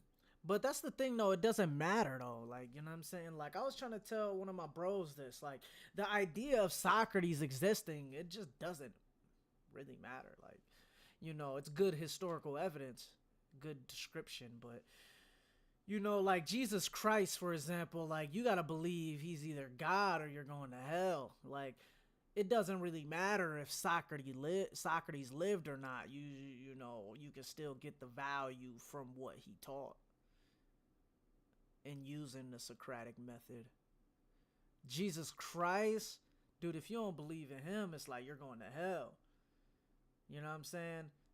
And that's really what Christians believe. But I truly don't believe in that, bro. I just came back to Christ. But I truly believe that if somebody is ignorant and doesn't know that he's God, I truly believe that Jesus Christ will be compassionate and save that guy. I truly believe it. You know what I'm saying? You can't knock ignorance. And ignorance is just another sin. Sin is meaning missing the mark. You know what I'm saying? And it's like to reject a nigga for not just being ignorant, but accepting a nigga that's like a fucking murderer is like, what the hell? Like that, it just doesn't make logical sense to think like that to me. You know what I'm saying? Like, and I'm not a traditional Christian. That's why, bro, I always tell niggas now, I'm like, bro, I'm like some type of like Platonic Christian. I'm some type of Platonic Christian that I can't even explain. Like, you know what I'm saying? Like, and there's probably contradictions in the way I think, but that's why I'm here. I'm here learning, you know what I'm saying? But to put me in a realm of a traditional Christian, just don't do that. I'm a Platonic Christian at this point. Like, I analyze the biblical narrative through like Plato's eyes or just a philosopher's eyes. Furthermore, we have some fragmentary remains of dialogues written by other contemporaries of Socrates besides Plato and Xenophon, and these purport to describe conversations he conducted with others. So, when Plato wrote dialogues that feature Socrates as a principal speaker, he was both contributing to a genre that was inspired by the life of Socrates and participating in a lively literary debate about the kind of person Socrates was and the value of the intellectual conversations in which he was involved. Aristophanes' comic portrayal of Socrates is at the same time a bitter critique of him and other leading intellectual figures of the day. But from Plato, Xenophon, and the other composers of Socratic discourses, we receive a far more favorable impression. Evidently the historical, Socrates was the sort of person who provoked in those who knew him, or knew of him, a profound response, and he inspired many of those who came under his influence to write about him. But the portraits composed by Aristophanes, Xenophon, and Plato are the ones that have survived intact, and they are therefore the ones that must play the greatest role in shaping our conception of what Socrates was like. Yeah. I kind of don't care about none of this.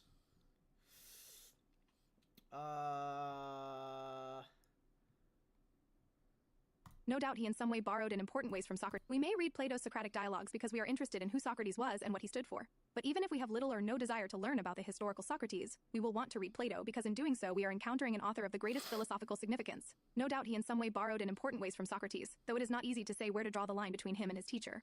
But it is widely agreed among scholars that Plato is not a mere transcriber of the words of Socrates. His use of a figure called Socrates in so many of his dialogues should not be taken to mean that Plato is merely preserving for a reading public the lessons he learned from his teacher. 5. Plato's indirectness. Socrates, it should be kept in mind, does not appear in all of Plato's works. He makes no appearance in Laws, and there are several dialogues in which his role is small and peripheral. While some other figure dominates the conversation, or even, as in the Timaeus and Critias, presents a long and elaborate continuous discourse of their own. Plato's dialogues are not a static literary form. Not only do his topics vary, not only do his speakers vary, but the role played by questions and answers is never the same from one dialogue to another. But even though Plato constantly adapted the dialogue form to suit his purposes, it is striking that throughout his career as a writer he never engaged in a form of composition that was widely used in his time, and was soon to become the standard mode of philosophical address. Plato never became a writer of philosophical treatises, even though the writing of treatises was a common practice among his predecessors and contemporaries. In all of his writings, except in the letters, if any of them are genuine, Plato never speaks to his audience directly and in his own voice. Strictly speaking, he does not himself affirm anything in his dialogues. Rather, it is the interlocutors in his dialogues who are made by Plato to do all of the affirming, doubting, questioning, arguing, and so on. Whatever he wishes to communicate to us is conveyed indirectly. I like that shit though. That's true. In all of Plato's writings, right? It's never him really having the conversations, like, and I just realized that right now. Like, every time I read some Plato, it was never really him having the dialogues. It was like Socrates or what is his name, Thermicus, or I don't know that bro's name, bro. But it was never really Plato doing the dialogue. It was just Plato writing it. This is good. He like, and I like that though because that's actually more objective instead of him putting it in his eyes and through his eyes alone. It was based off of more an objective standpoint of he's analyzing the arguments. Like if you really read the Republic, let me go ahead and get my Republic. Got a few Republics.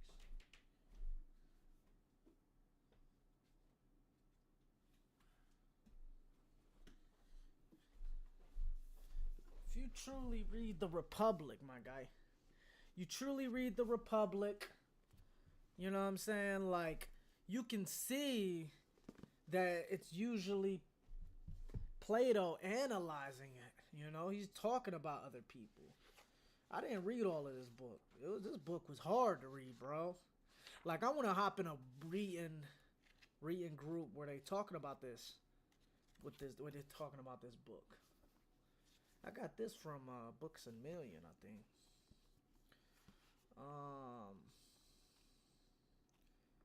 Yeah, but if you really read it, it's like it's genius because you can see throughout it. It's like he's basically in a lot of these. He's just asking questions. He's just like,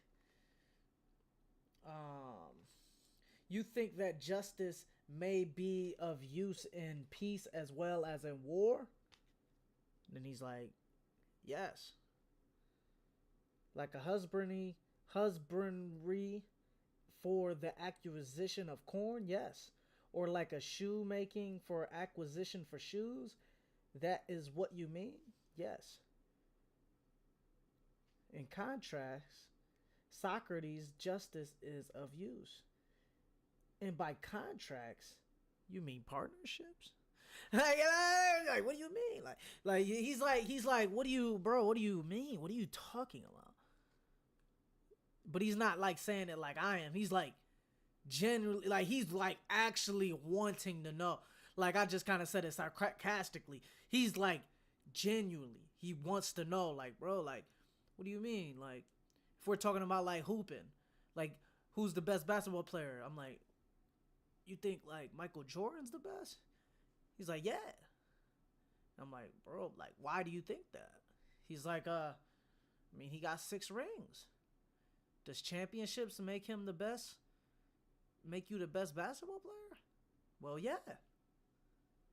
Does that mean Bill Russell should be in top tier?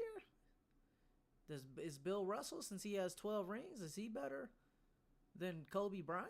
Kobe Bryant only got 5 rings.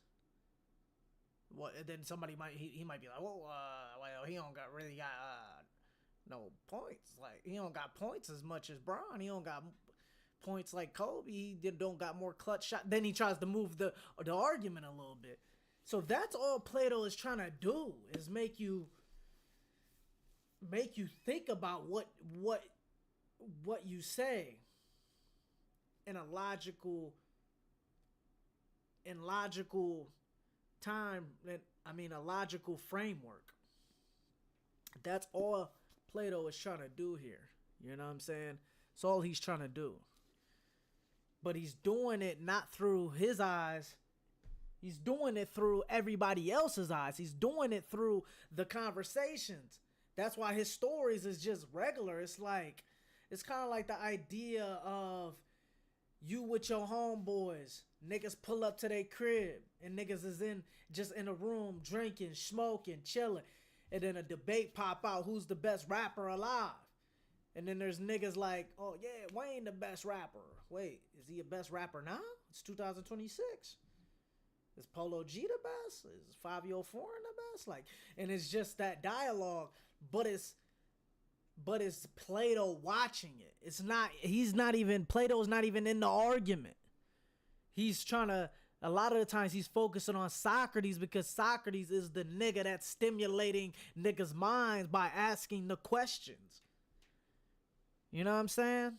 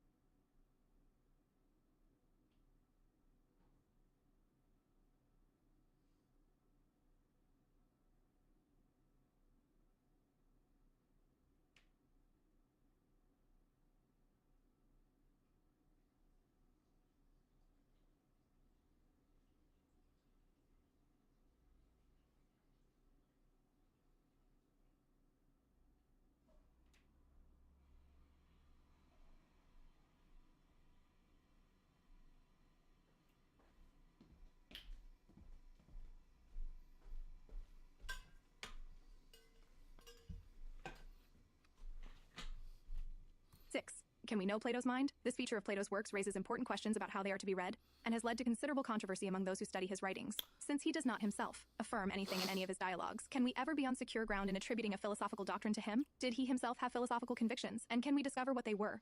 Are we justified in speaking of the philosophy of Plato? Or, if we attribute some view to Plato himself, are we being unfaithful to the spirit in which he intended the dialogues to be read? Is his whole point in refraining from writing treatises to discourage the readers of his works from asking what their author believes, and to encourage them instead simply to consider the plausibility or implausibility of what his characters are saying? Is that why Plato wrote dialogues? If not for this reason, then what was his purpose in refraining from addressing his audience in a more direct way? There are other important questions about the particular shape his dialogues take. For example, why does Socrates play such a prominent role in so many of them, and why, in some of these works, does Socrates play a smaller role or none at all? Once these questions are raised and their difficulty acknowledged, it is tempting, in reading Plato's works and reflecting upon them, to adopt a strategy of extreme caution. Rather than commit oneself to any hypothesis about what he is trying to communicate to his readers, one might adopt a stance of neutrality about his intentions, and confine oneself to talking only about what is said by his dramatis personae. One cannot be faulted, for example, if one notes that, in Plato's Republic, Socrates argues that justice in the soul consists in each part of the soul doing its own. It is equally correct to point out that other principal speakers in that work, Glaucon and Adimantus, accept the arguments that Socrates gives for that definition of justice. Perhaps there is no need for us to say more. To say, for example, that Plato himself agrees that this is how justice should be defined, or that Plato himself accepts the arguments that Socrates gives in support of this definition. And we might adopt the same minimalist approach to all of Plato's works. After all, is it of any importance to discover what went on inside his head as he wrote? None of this shit matters. Socrates as the dominant speaker. Links between the dialogues. None of that matters. Does Plato change his mind about the forms? I guess I need to know, what is the form? What are the forms? Yeah. 9. Does Plato change his... Who is Plato? I want to make a thing on...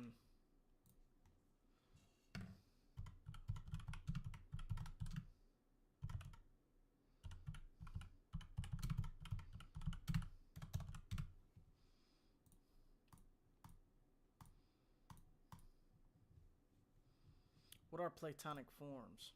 9. Does Plato change his mind about forms? This way of reading Plato's dialogues does not presuppose that he never changes his mind about anything, that whatever any of his main interlocutors uphold in one dialogue will continue to be presupposed or affirmed elsewhere without alteration. It is, in fact, a difficult and delicate matter to determine, on the basis of our reading of the dialogues, whether Plato means to modify or reject in one dialogue what he has his main interlocutor affirm in some other. One of the most intriguing and controversial questions about his treatment of the forms, for example, is whether he concedes that his conception of those abstract entities is vulnerable to criticism, and, if so, whether he revises some of the assumptions he had been making about them, or develops a more elaborate picture of them that allows him to respond to that criticism. In Parmenides, the principal interlocutor subjects the forms to withering criticism, and then consents to conduct an inquiry into the nature of oneness that has no overt connection to his critique of the forms. Does the discussion of oneness in some way help address the problems raised about forms? That is one way of reading the dialogue. And if we do read it in this way, does that show that Plato has changed his mind about some of the ideas about forms he inserted into earlier dialogues? Can we find dialogues in which we encounter a new theory of forms? That is, a way of thinking of forms that carefully steers clear of the assumptions about forms that led to Parmenides' critique? Can we find dialogues in which we encounter a new theory of forms? That is, a way of thinking of forms that carefully steers clear of assumptions about forms that led Parmenides' critique. It is not easy to say, but we cannot even raise this as an issue worth pondering unless we presuppose that behind the dialogues, there stands a single mind that is using these writings as a way of hitting upon the truth, and of bringing that truth to the attention of others. If we find Timaeus and the Eleatic visitor of the sophist and statesman talking about forms in a way that is entirely consistent with the way Socrates talks about forms in Phaedo and Republic, then there is only one reasonable explanation for that consistency. Plato believes that their way of talking about forms is correct, or is at least strongly supported by powerful considerations. If, on the other hand, we find that Timaeus, or the Eleatic visitor, talks about forms in a way that does not harmonize with the way Socrates conceives of those abstract objects, in the dialogues that assign him a central role as director of the conversation, then the most plausible explanation for these discrepancies is that Plato has changed his mind about the nature of these entities. It would be implausible to suppose that Plato himself had no convictions about forms, and merely wants to give his readers mental exercise by composing dialogues in which different leading characters talk about these objects in discordant ways. I'm trying to fucking think. Does Plato change his mind about politics? Historical. Do I care about any of this? Should I care about any of this? Me creating this lecture? Why dialogues?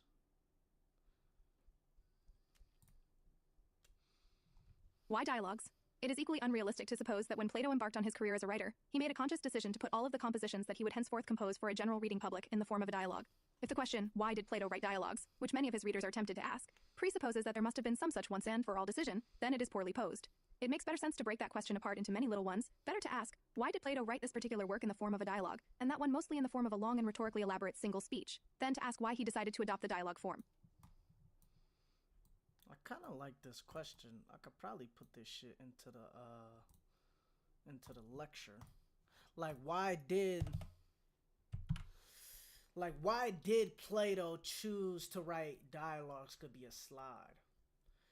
Why did Plato write dialogues?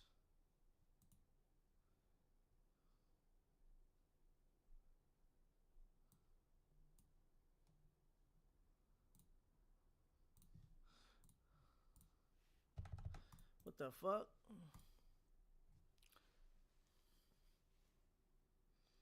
Like, the question would be, why did Plato write dialogues? The best way to form a reasonable conjecture about why Plato wrote any given work in the form of a dialogue is to ask what would be lost, were one to attempt to rewrite this work in a way that eliminated the give and take of interchange, stripped the characters of their personality and social markers, and transformed the result into something that comes straight from the mouth of its author?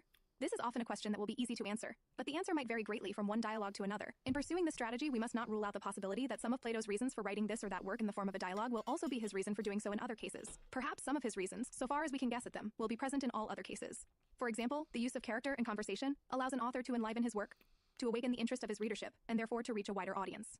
The enormous appeal of Plato's writings is in part a result of their dramatic composition. Even treatise-like compositions, Timaeus and Laws for example, improve in readability because of their conversational frame.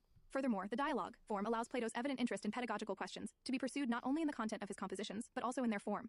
Even in Laws, such questions are not far from Plato's mind, as he demonstrates, through the dialogue form, how it is possible for the citizens of Athens, Sparta, and Crete to learn from each other by adapting and improving upon each other's social and political institutions. Damn, I must have skipped a lot. It's only like 5 more minutes left on this. Damn.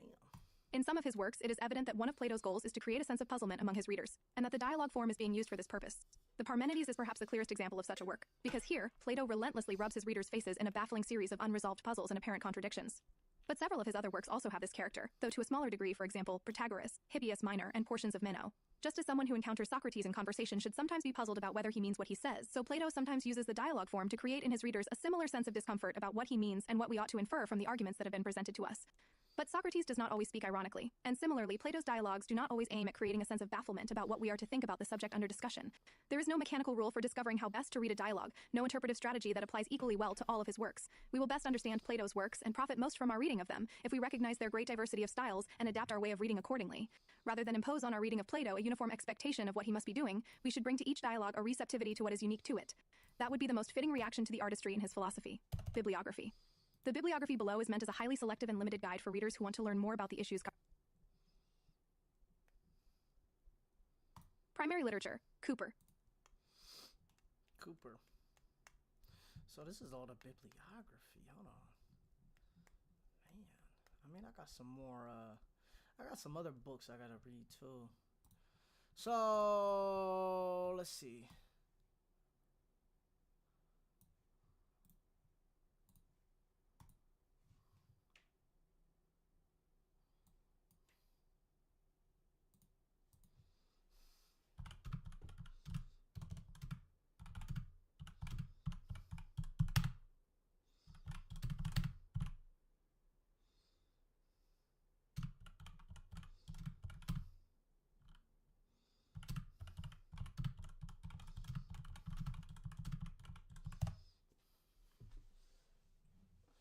So,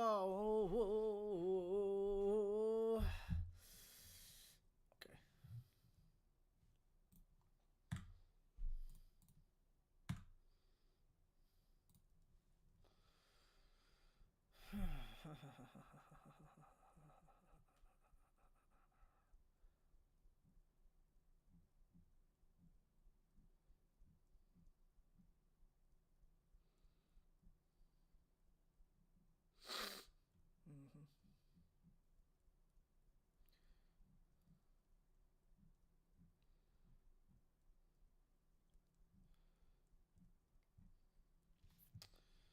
So the idea, man, that niggas gotta start cooking up.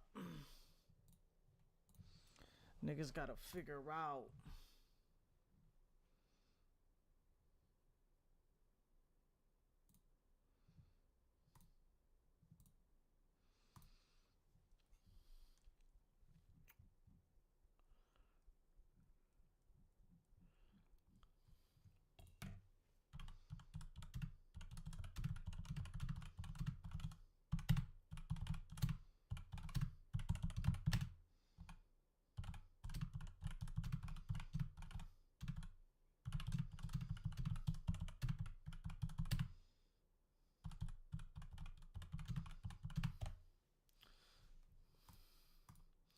So we got these.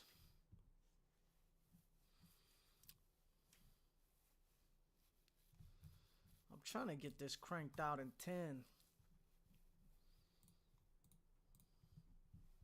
Trying to get these cranked out in 10, bro. I'm not even gonna lie. Like,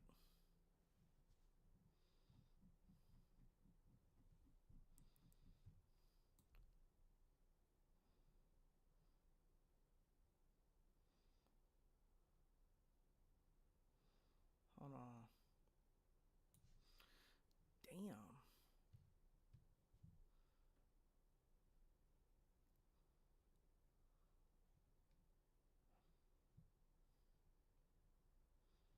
Yo, what's up, man? We able to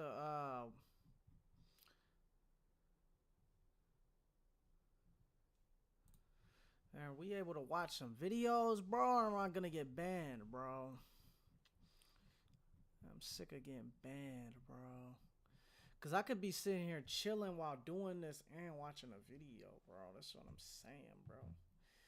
Y'all could be watching these videos while I'm sitting here chilling and could be reacting for real.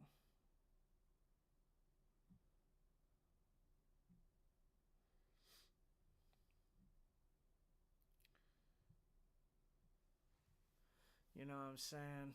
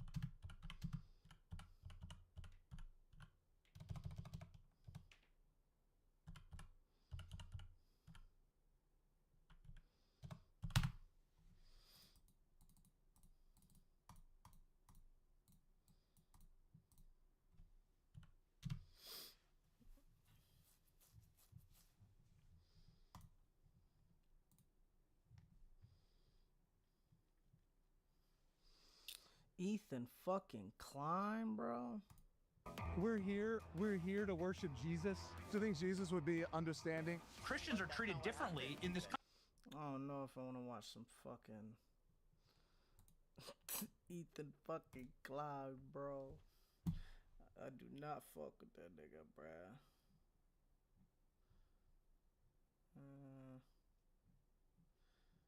Man, we could watch some of this.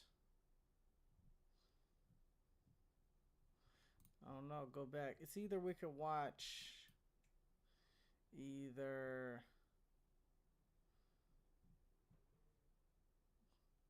this Dave Smith debate. I think we should watch this. And then after we'll get to this. To protest and to carry. When these people come out and go, Tim's a bootlicker for defending us, I'm like, no, you misunderstand. It's my boots. This is the gayest, cringiest shit I've ever seen. You are an 8-year-old boy playing with action figures right now. If Tim wants to identify as a boot, I will respect his pronouns. Tim, are you still proudly claiming yourself to be the boot?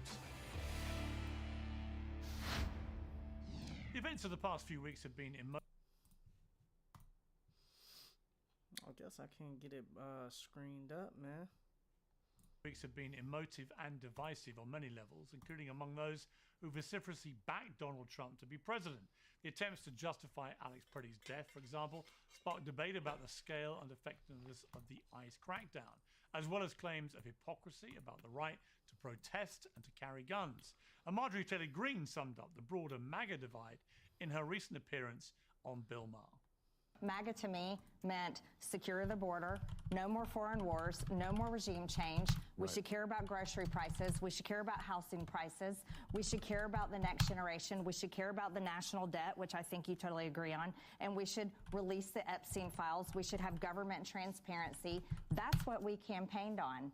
And I don't know how in 1 year's time MAGA all of a sudden becomes okay with bombing foreign countries, okay with regime change, against releasing the Epstein files. So that's the split, is there's a lot of people that voted for what we thought MAGA was, and then it evolved into something else.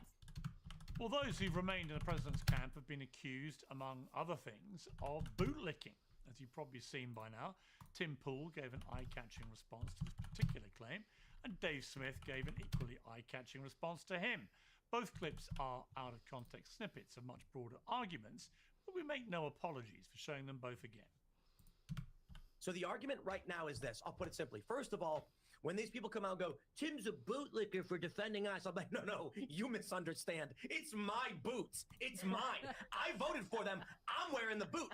I'm stomping on the ground. I ain't licking anybody. I'm clapping for these people that I said, please go out and enforce the law.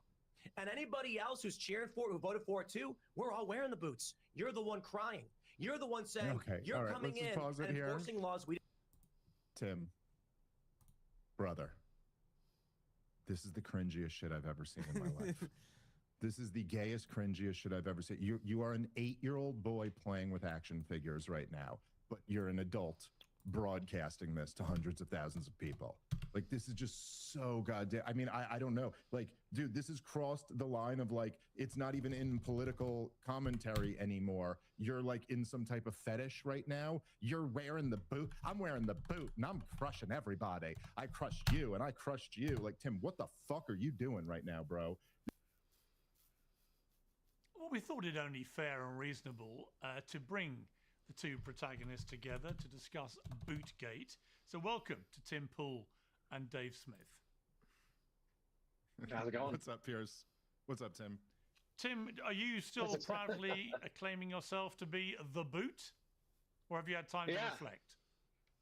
No, I think the point of that comment was I had made a post on X where I said something to the effect of Freddie was conspiring with a group to obstruct federal law enforcement, did not show up to a protest. He showed up to an operation to obstruct federal law enforcement, resisted arrest. It was an unfortunate circumstance where, you know, the agents yell, gun, gun, gun.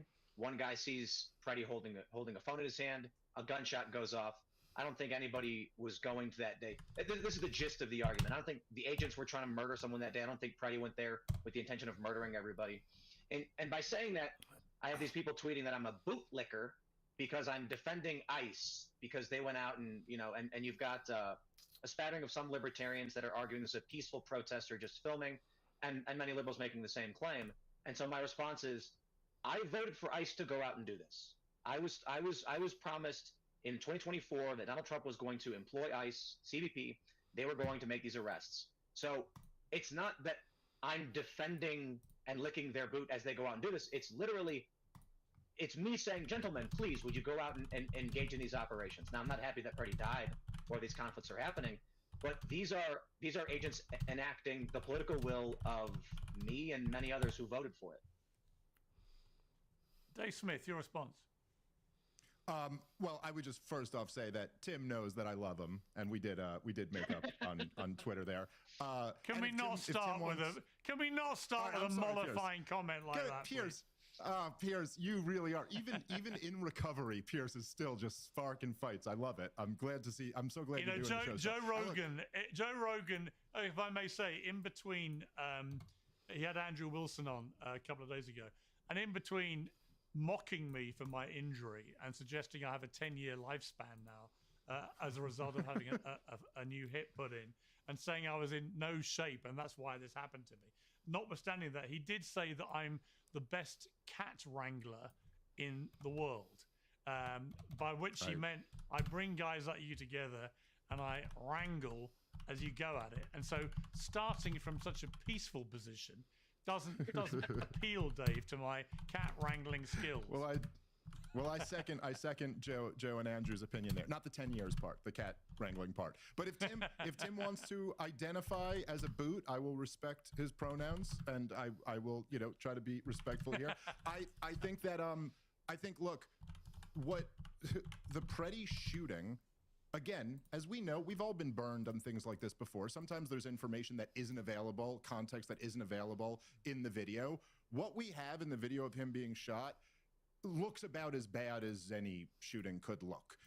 He wasn't resisting arrest. He wasn't being violent in that moment. And it doesn't really matter what happened 11 days earlier. Like 8 officers have him on the ground, disarm him. Yes, one of them starts frantically yelling gun, and then they like pump 9 bullets into a guy who's not a threat to anybody. So the shooting itself looks very bad. If you want to get into the details of that, the real question, which no one seems to be addressing, is what happened right before that warranted shoving a woman in that manner.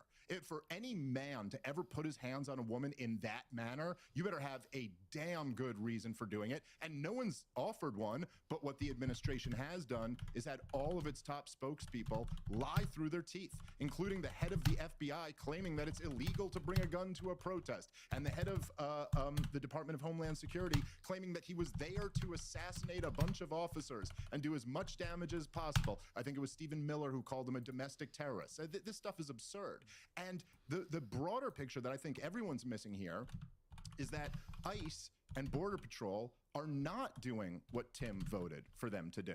Mass deportations are not happening. Donald Trump walked away from mass deportations over a year ago when he said they won't be deporting people from hospitality and farming.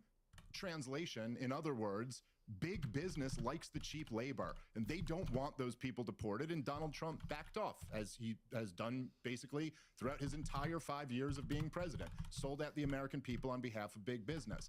And this stuff in Minnesota, this is all theater. There's like maybe 200,000 illegals in all of Minnesota. They sent 3,000 agents into Minneapolis. We're not getting huge numbers of people here. And instead what you're getting left-wing activists who are looking for a fight. And then Pierce, as I'm sure you've seen, Tim, I'm sure you've seen, in a lot of videos, ICE and Border Patrol agents who are also looking for a fight, who are going around intimidating regular people, lying to them about what their constitutional rights are. I've seen dozens of videos where these ICE agents are telling people that it's illegal to film, threatening to put regular people on a list of domestic terrorists. Their faces are covered. They're not identifying themselves. They're grabbing people at random Walmarts and dropping them off 8 miles away. This is all we're getting out of this is a bunch of violence and a massive provocation of the worst elements of the left-wing activists. It's a huge loss for all of us. Yeah. And Tim, what I think is so sort of weird about this is that there's not a lot of difference between Donald Trump's view of the immigration issue and Barack Obama's. And there are plenty of clips doing the rounds at the moment of Barack Obama talking like Donald Trump about immigration, right? Obama, as we now know, deported over 3 million people, but he didn't get anything like the attention that Trump's deportation record is getting. And as Dave just said, he's not deporting anything like the same numbers. I don't understand, having had a thumping win on the southern border, Donald Trump, pretty much shutting it down after the ridiculous farce of 4 years of Biden just opening it up. Having got that big win, why he didn't just do what Obama did a lot of the time, which is he went to the governors of individual states and he said, right, how many illegal immigrants do you have in prisons who've committed other crimes? We're going to deport them all. And that's apparently a large number of the people that he deported were those types of people. Most Americans would agree with that. If Trump just did a deal with every individual state governor to deport undocumented people in prison for other crimes, I think most Americans would agree with that. So why is he allowed himself, I think, by people in his administration like Stephen Miller and others, to be sucked into a much wider, much more problematic program of masked ICE agents running around like a bunch of fascists, as many people have called them, just bashing doors down, running into Home Depot, seizing anyone who might be there undocumented. That's a far more complex thing and far less popular. there's a lot to break down just with what David said and now what you have said, and I'll start here with you mentioning the masks. I had heavily criticized the DHS and the Trump administration going back to the election, saying that we should not live in a country where our law enforcement are masking up and we can't see their faces. We don't want to live in a country like that. The argument I got largely from Trump supporters is that, well, they're threatened by domestic terrorists. They'll come to their homes, they'll kill their family. And my response is, guys, if we are actually at the point where you genuinely believe leftists are going to show up to the homes of ICE agents and murder their families, then the problem of immigration is much smaller, right? We're in civil war at this point. And there are some arguments that we have seen in Minnesota. They went to the homes of suspected federal agents. They smashed vehicles. They stole weapons. So all of those things are pushing us to this point where the hardcore Trump side is never going to give up on, you know what, we're fighting a demonic force or whatever. We're going to mask up and do these things. I think that's a dangerous prospect. I will say then, to your point about Trump cutting deals with the governors, I believe that was actually the point of contention with Minnesota. In many of these other states, Trump just cut a deal with these governors. And I believe the reason for the initial deployment was a combination into Minnesota, was a combination of the Somali fraud story being massive. Trump probably wanted to win. Stephen Miller probably wanted to win some kind of show of force, but also that Minnesota was not cooperating in the same way. So the supposed drawdown, which I don't know we're actually getting, where he brings out Bovino, he reassigns Chrissy Nome, was predicated upon, okay, Tim Walz called me on the phone and we're going to try and work out a deal. Homan said, just give us the criminals from the jails and then we can be done with this. So what I will then say to all of Dave's point is 90% agree. Trump, I said Trump needs to stand down or suit up. These half measures are ridiculous.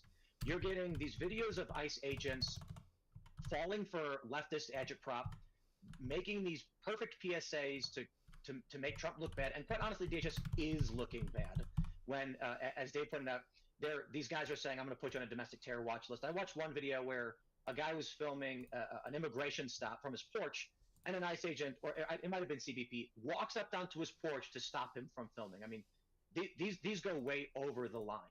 So yes, Trump needs to, he needed to either just stop the protests, cut a big deal, or Insurrection Act, none of this stupid stuff, or just back off. And I think either play works. I think the backing off wholly would be good. My proposal to Trump actually was very, very simple. Not literally to Trump, but just in general, and that's visit Minneapolis. Visit the Twin Cities. No Insurrection Act, no DHS, no military, just literally say, I'm going to come down, have a meeting with the mayor and the governor. And what that would do is it would de facto lock down these violent protests that we're seeing, these riots. It would stop these occupations that we're seeing. We're setting up checkpoints, because then you get a natural security presence. And Trump doesn't have to say, I'm putting the boot down. All he has to say is, I want to talk to the governor about how we tone things down. He hasn't done that. And I also want to throw heavy criticism towards this argument that Preddy was trying to massacre people was ridiculous. I think what we saw with the Preddy situation, where I disagree with Dave, is he is clearly resisting arrest. Doesn't mean he deserves to die. It doesn't mean the agents were good. I don't think the agents were like, let's kill a guy. I think it's a crowd of people, largely the agents, overreacting. I imagine it's due to being, I think the report was 50 people had been stalking them and obstructing them that day. Preddy was just being one of them. And these guys are on edge. Now, I've made the argument, DHS, law enforcement need to be beyond above board because of the scrutiny they're going to face. I've argued they should be wearing polo shirts and khakis. They shouldn't be going out with masks and armor, because the most important thing is the American people know that we're doing this lawfully and by the book. I think these guys went out there after this ongoing campaign where, you know, if you watch the videos even from today, you've got these leftists masked up. You can't see any part of their faces, and they're pulling vehicles over, demanding their paper, saying, show me your IDs and prove to me you are who you are. Jorge Ventura's got a video where they walk up to a Somali driver and then ask him to confirm he's not ICE because he's in a database. So certainly I can criticize Trump, but the things these people are doing on the ground is insane. So I can imagine you got CBP agents hot on edge, terror attacks against ICE and CBP last year. People are being killed, or at least they're trying to kill, and they're overreacting. That is their responsibility. I'm not going to cut them any slack for overreacting, just to point out that they are. And the circumstance around Preddy's death was unfortunate, shouldn't have happened. I look at this from what ingredients have you thrown to the pot? You've got leftists organizing, creating databases, going on shift. Preddy was on a shift. He was on duty. They have a list of people. You are assigned a duty. He went out there with the intention of obstructing, and conspiracy to obstruct and obstruct are felonies. Again, not saying it justifies him being killed or anything like that. The agents are on edge. Everybody's boiling over, and when you put all these ingredients into a pot, you show up with the SIG to obstruct police. When they shove you and push you and then try to arrest you, you resist. And I'm not saying he was resisting like punching cops, but he's clearly not submitting, laying down, and putting his hands behind his back. You know what? I hate to say it, but it sounds like there was a defective SIG discharge, which resulted in them freaking out and shooting him. Well, we don't know that yet, and what we do know is that one of the agents took away the guy's gun. You can see that before they start shooting. So the whole thing was a complete fiasco. And he's but still we've had the holding a benefit black of watching it. Obviously, exactly. So a shot is fired. Prey's got a black object in his hand, and the other agents, after the shooting, yell, "Where's the gun? Where's the gun?" They just don't know. No, it may be. Look, I think we have to wait for that because apparently this particular type of gun has got a track record of sometimes doing that. Let's wait and see. Oh, that's tight. Others say there's been no suggestion it fired at all, but we'll see. I broadly agree with a lot of what you just said. Dave, one of the problems with this is because of these two back-to-back incidents involving ICE, a lot of ICE hatred is built up now, fermented as very predictably by the celebrity world, by Hollywood. We saw the Grammy Awards, everybody queuing up to pound ICE. But you also see people like Billie Eilish, who's a fantastic talent. I absolutely love her as a performer. But she says this. No one is illegal on stolen land.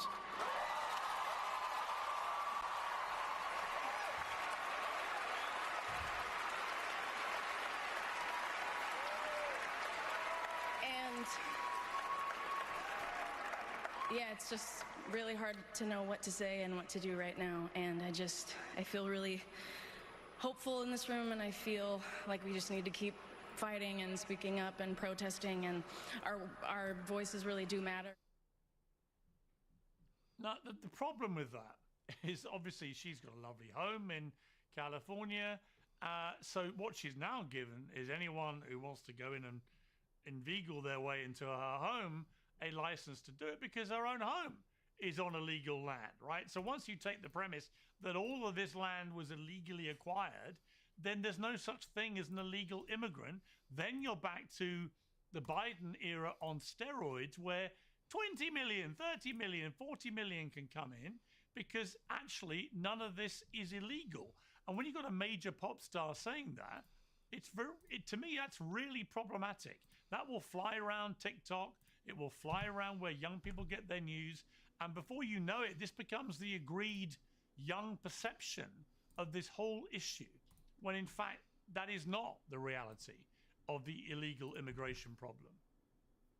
Yeah, well, right. I mean, look, that. she's a child, right? I mean, I don't know. How old is she? It's ridiculous what she's saying. I think that kind of look, if you take this like from a year ago to today, one of the things that was really amazing about the Biden administration was that it moved Americans further to the right on immigration than would have been previously imaginable. And a big part of this is because we had just never had such an influx of people come in such a short period of time, just millions and millions. And no one even knows exactly. They estimate around 10 million came in, but we don't really know. Most of that is going off of how many border apprehensions there were, and then trying to figure out, well, if they got this many, how many might have come in? But so Donald Trump inherited a society when he became president for the second time where mass deportations had support of a super majority of the American people.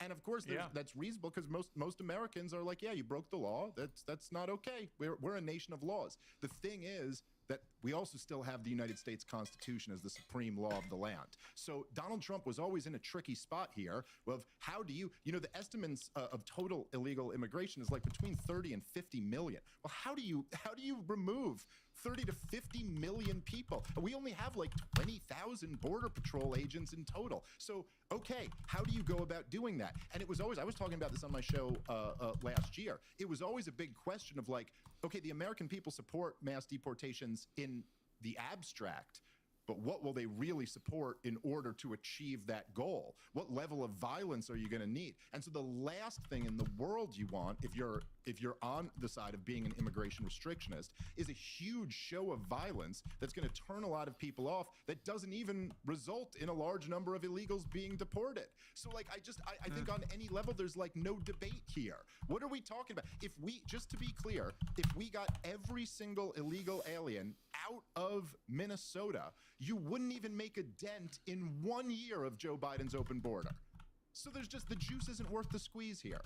And what you're doing essentially is you're handing a giant talking point to all those people in that ridiculous event last night to sit around where they're all worth $50 million and they're in a $50,000 dress and $10,000 shoes, but they talk about the struggles of, this is their own weird psychological projection of not being able to deal with the fact that they're very, very privileged. But again, you're just handing them a talking point. What about that? What's in it for us? Well, we also nothing. Right, and we also saw, Tim Pool, the lionization over the weekend at the Grammys and the parties around the Grammys of Don Lemon, the Martin Luther King now of the modern era. What do you make of the Don Lemon saga? I read the criminal the charges, the paperwork, and he's not just a journalist. There's the few things that he did that crossed the line. First is he provided instruction and advisement to these individuals on OPSEC. I don't want to make it sound like Don Lemon's this crazy terrorist or anything like that. No, but he violated the FACE Act. He didn't just show up to film. He told these people to stop talking, otherwise it could expose their operations, and we shouldn't say these things. He referred to himself as we. He entering this church, which is arguably a public accommodation. However, though it is open to the public, you don't have a right to go in and disrupt someone else's First Amendment activities. He did two other things. He obstructed the point of egress after these protests had gone in and peppered the individuals with questions. And he approached the pastor with questions, and despite being asked to leave, refused to do so. And I think outside of the criminal allegations, the most shockingly offensive thing to me is when he gets up in the pastor's, space. I want to be reasonable. And the pastor brushes against him. He says, "Please don't push me." This guy showed utter disdain for the rights of the individuals in these churches. The extremists that went in to do this, and I don't want to use protester because they're not out in the street having their voice heard. They entered a private place of worship. They obstructed access to the child daycare area. Apparently, I've heard that someone may have gotten injured. I'm not entirely sure what happened. There's children crying. And as they're trying to leave, Don Lemon is standing at the door asking them questions, making insinuations about U.S. immigration policy. It's all very antagonistic. Now, the way I put it is like this. If Don Lemon got privy information that a group of protesters were going to block an intersection, no one would care. Don Lemon's not going to be charged for that if he filmed it and knew it was going to happen, even if he was giving advice to these people. It's a minor, petty thing. Activists get a slap on the wrist. Now let's scale up to the next extreme end. Let's say a group of people were going to rob a bank. And Don Lemon said, I have privy information to this bank robbery that's going to happen. And on the way there, he's saying, hey, guys, make sure you don't talk about certain things that could expose your bank robbery. There's no way he's going to get anything other than locked up as an accomplice. This at the church was not a bank robbery. That's just the extreme end. The point I'm making is that there's a line somewhere where you are not just a journalist anymore. And I think Don Lemon crossed that line just ever so slightly enough to where I think he deserves a slap on the wrist. Now, my argument was similar to Bill Maher's, that he should be charged with not cool, bro. I would be a little more specific and say he should go to court, he should be found guilty, and the penalty should be court supervision. It should be 6 months of court supervision. It basically means nothing, but just don't do it again. Right? For the people who actually went in and disrupted this, that violated the FACE Act, I think they should get some penalties. But I think the FACE Act itself is ridiculous, and was ridiculous when it was made in '94. It's ridiculous today. Okay. Dave, I mean, my view is I've got no great truck for Don Lemon. He came on my show recently. He was a monumental dick, as I told him to his face.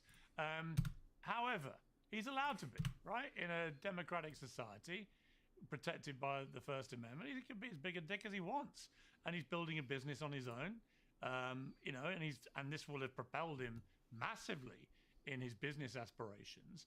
But at his heart, I just really struggle, notwithstanding, I'm sure, Tim makes a lot of good points, but somebody pointed out to me the other day, if this was Alex Jones doing this in a mosque, right, would people defending it rush to defend it? It's an interesting question. In other words, does your perspective on this get determined by who it is and where they're going, right? And I just come down on the fact that I don't like seeing journalists criminalized.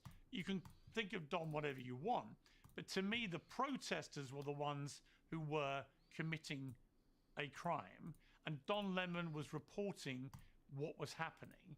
And the moment we start blurring that line, the whole concept of embedded journalists or journalists going to events or going inside and following these things, that starts to disintegrate. What's your view? Well, I just fundamentally reject the premise that we're going to sit here and pretend that Don Lemon has ever been a journalist. I mean, listen, I'm not even saying that should have, what the that fuck? should have any implications. Bro, this nigga said, man, first and foremost, I reject the premise. This nigga Don Lemon ever been a journalist. Like, what? Well, didn't that nigga work for, like, CNN or some shit? This nigga died, fucking Dave Smith talking about, man. Like, this nigga hollering. But this nigga Dave Smith low-key be hollering, bro. He cool, though. I seen him debate a few niggas. He decent at debating. He be hollering low-key, though. Like, damn, like, nigga ain't no journalist? I mean, you could call him a trash journalist, but... on the legality of any of this, but Don Lemon, and I mean, Piers, I never talk like this, but I mean, genuinely, there's just nothing else. Don Lemon is the dumbest human being who's ever had a microphone put in front of him. Like, I'm genuinely blown away by it. I'm like Don Lemon is like on the level where, like, if he just recites a talking point, I feel like the way I do when my 4-year-old has like a long, complex sentence, and you're like, very good, Don Lemon. Like, those were the words that you were supposed, but look, in this instance, he's not really doing journalism. He's doing activism. Like, it's not as if he was interviewing the pastor and then also going up and interviewing the protesters and asking them tough questions. He was like a part of this protest. And I agree with a lot of what Tim said. I would just add in there, I think the point you made again, which I saw Tim nodding at too, is really almost the most important point here. And this is why it's like, strategically speaking, this is really stupid for the Trump administration to go after Don Lemon like this, because Don Lemon was an idiot at CNN, and now on the internet, he looks like an idiot who doesn't have his writers anymore. He's just out there just humiliating himself. Every appearance that you see from Don Lemon, it just goes viral because everyone's laughing at him, like his interview with Elon Musk or his interview with you or whatever, where he just embarrasses himself. And he has no audience. It's not like he's a guy like Tucker Carlson who left cable news and kept a huge audience with him. He's got nobody. So it's the Jimmy Kimmel situation all over again. The guy is dying. He's becoming irrelevant. He's just humiliating himself in front of his tiny audience, but then the FCC chairman comes in and kind of threatens him, and now you kind of make him this free speech martyr. Now you give him giant ratings. Now you give him something to be applauded. So I just wish the right wing in America would, for once ever, get smart about these fights. Like, just this is not like Art of War stuff. This is like the opposite. You're just giving your opponents wins for no reason. I know it's not 5D chess, but let's just entertain this, because I agree with you, Dave. Now imagine Trump knows Don Lemon is dumb as a box of rocks, and I feel bad saying that because it insults rocks. And he's thinking, let's make this guy the biggest personality on the left, and they'll prop him up. It's almost an accidental sabotage of the left. Right, you know what? I didn't think of that one. That could be the thinking.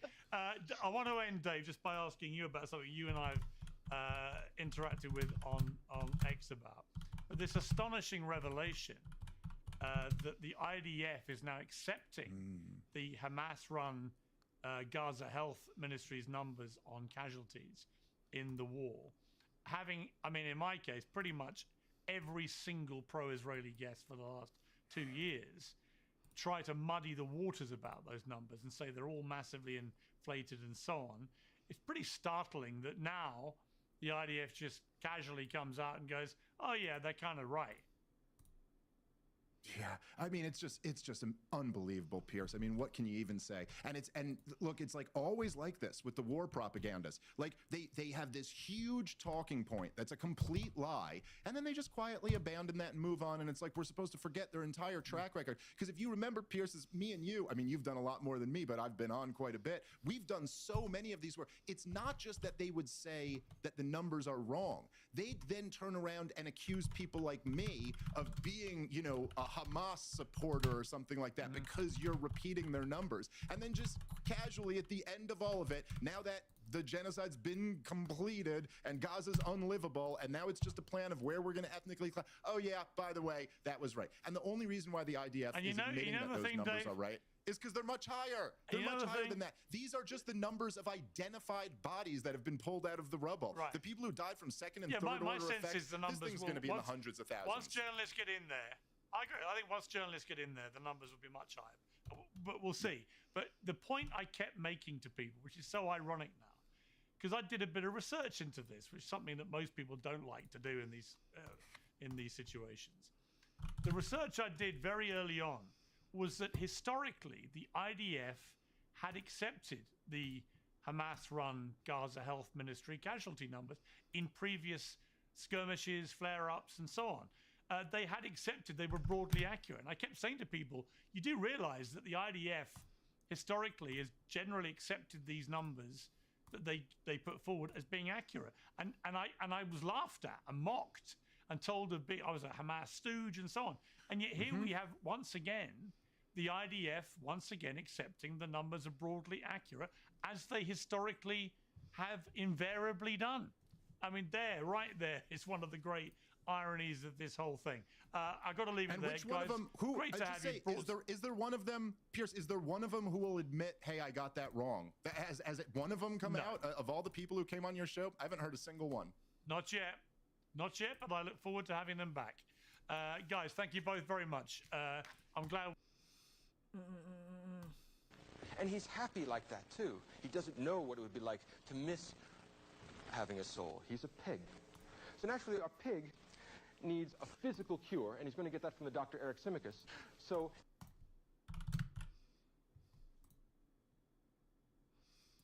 he pops around the room. Method of discussion or debate. As I looked through book 1, imagine that you are in a cave. The only source of light is coming from behind you, but you've never directly seen it.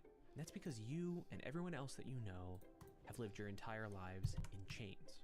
You can't even turn your head. Instead, all that you have ever seen are images, which are dancing on a wall. And since you've spent your entire life there, that's all you've ever known. Then one day, your chains come loose. Suddenly, you're able to look around and see. You're able to even move. You can see that behind you, there was a fire burning, and there are people by that fire, and they use the light from the fire to cast shadows on the wall, like they're playing with puppets. You thought the whole world was this world of dancing shadows, but you've learned that there's so much more. Now you see it's more complicated, it's more interesting. And so you free yourself from the chains, and you start to climb.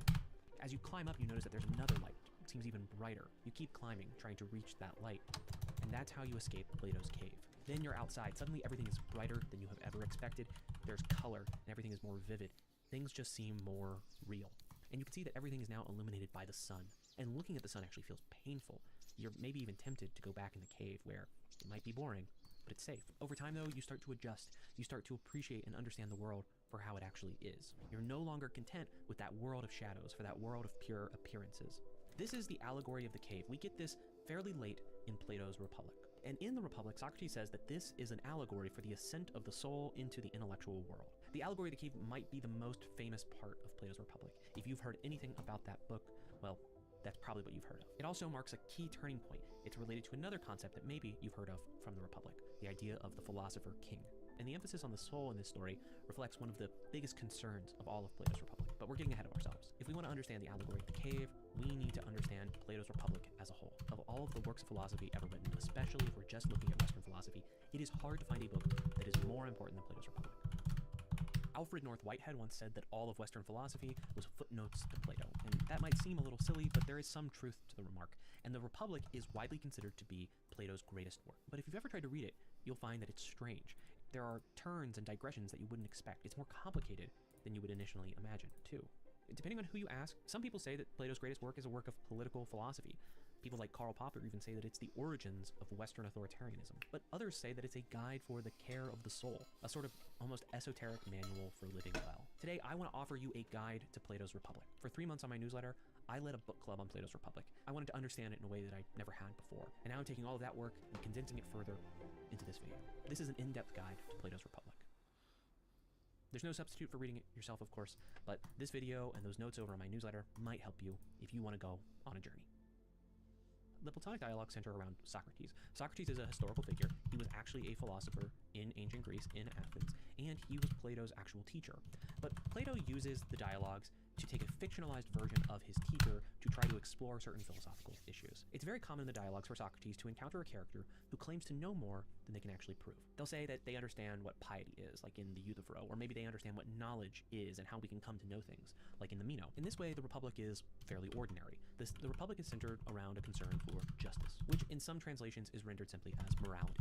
Plato intends this as a very broad concept. At one point, Socrates says that when he is trying to give a definition of justice, he is trying to define the whole conduct of life.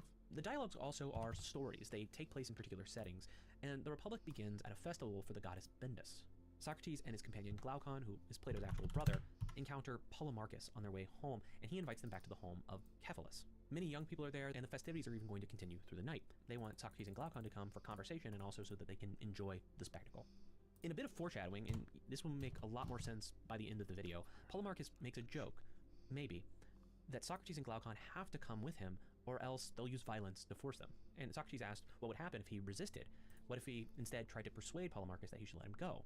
And Polemarchus says, "Do you really think you could persuade us if we refused to listen?" All of this is happening on the first page of the Republic, and we're already establishing a number of the important themes for the entire dialogue. One, there's this problem of how to persuade someone who doesn't seem to desire the good. And there's also a contrast between the philosophical life that Socrates is trying to live, and to some extent Glaucon agrees, with this idea of the spectacle, with a festival, an image that you see in lots of Greek philosophy as a sort of alternative to the philosophical way of life. And a third and very important theme is the threat of tyrants, those people who want to force their will on others. When they arrive at the house, Socrates soon enters into a conversation with Cephalus. Cephalus is an old man, and he is mostly remarking on what it means to live in old age. Cephalus even says that he is happy that he's old because this has brought him peace and freedom. Namely, he's free from his passions like anger and sexual desire. Since these desires diminish in old age, he's more free than he was when he was a young man. And that's going to lead us into more themes of the Republic, this idea of rightly ordering your soul and acting rightly, despite the fact that sometimes you desire to act otherwise. In Cephalus's case, he believes that old age has helped him to act rightly. What Socrates is eventually going to want to say is that you need to allow reason to govern your actions. Reason needs to be the master of your soul. And here's how Cephalus describes old age and its relationship to right conduct. When our appetites fade and loosen their grip on us, then what happens is exactly what Sophocles was talking about. It is a final release from a bunch of insane masters. Both in this and in your relations with your family, there is only one thing responsible, and that is not old age, but your character. For those who are civilized and contented, then even old age is only a slight burden. Otherwise, for those who are not like this, both old age and youth prove hard to cope with. The discussion then turns to issues of character. No matter if you are old or young or rich or poor, you need to have the right character. The character here can refer to cultivating certain virtues, but very loosely you could say that you're talking about being the right sort of person.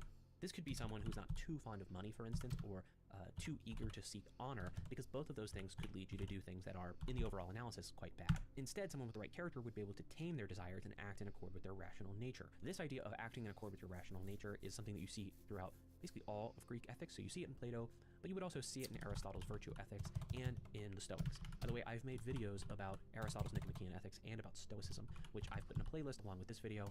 I'll link it down below in the description, along with sources, along with my notes on my newsletter. All of that. Having the right character is going to make it easier for you to approach death, Cephalus says.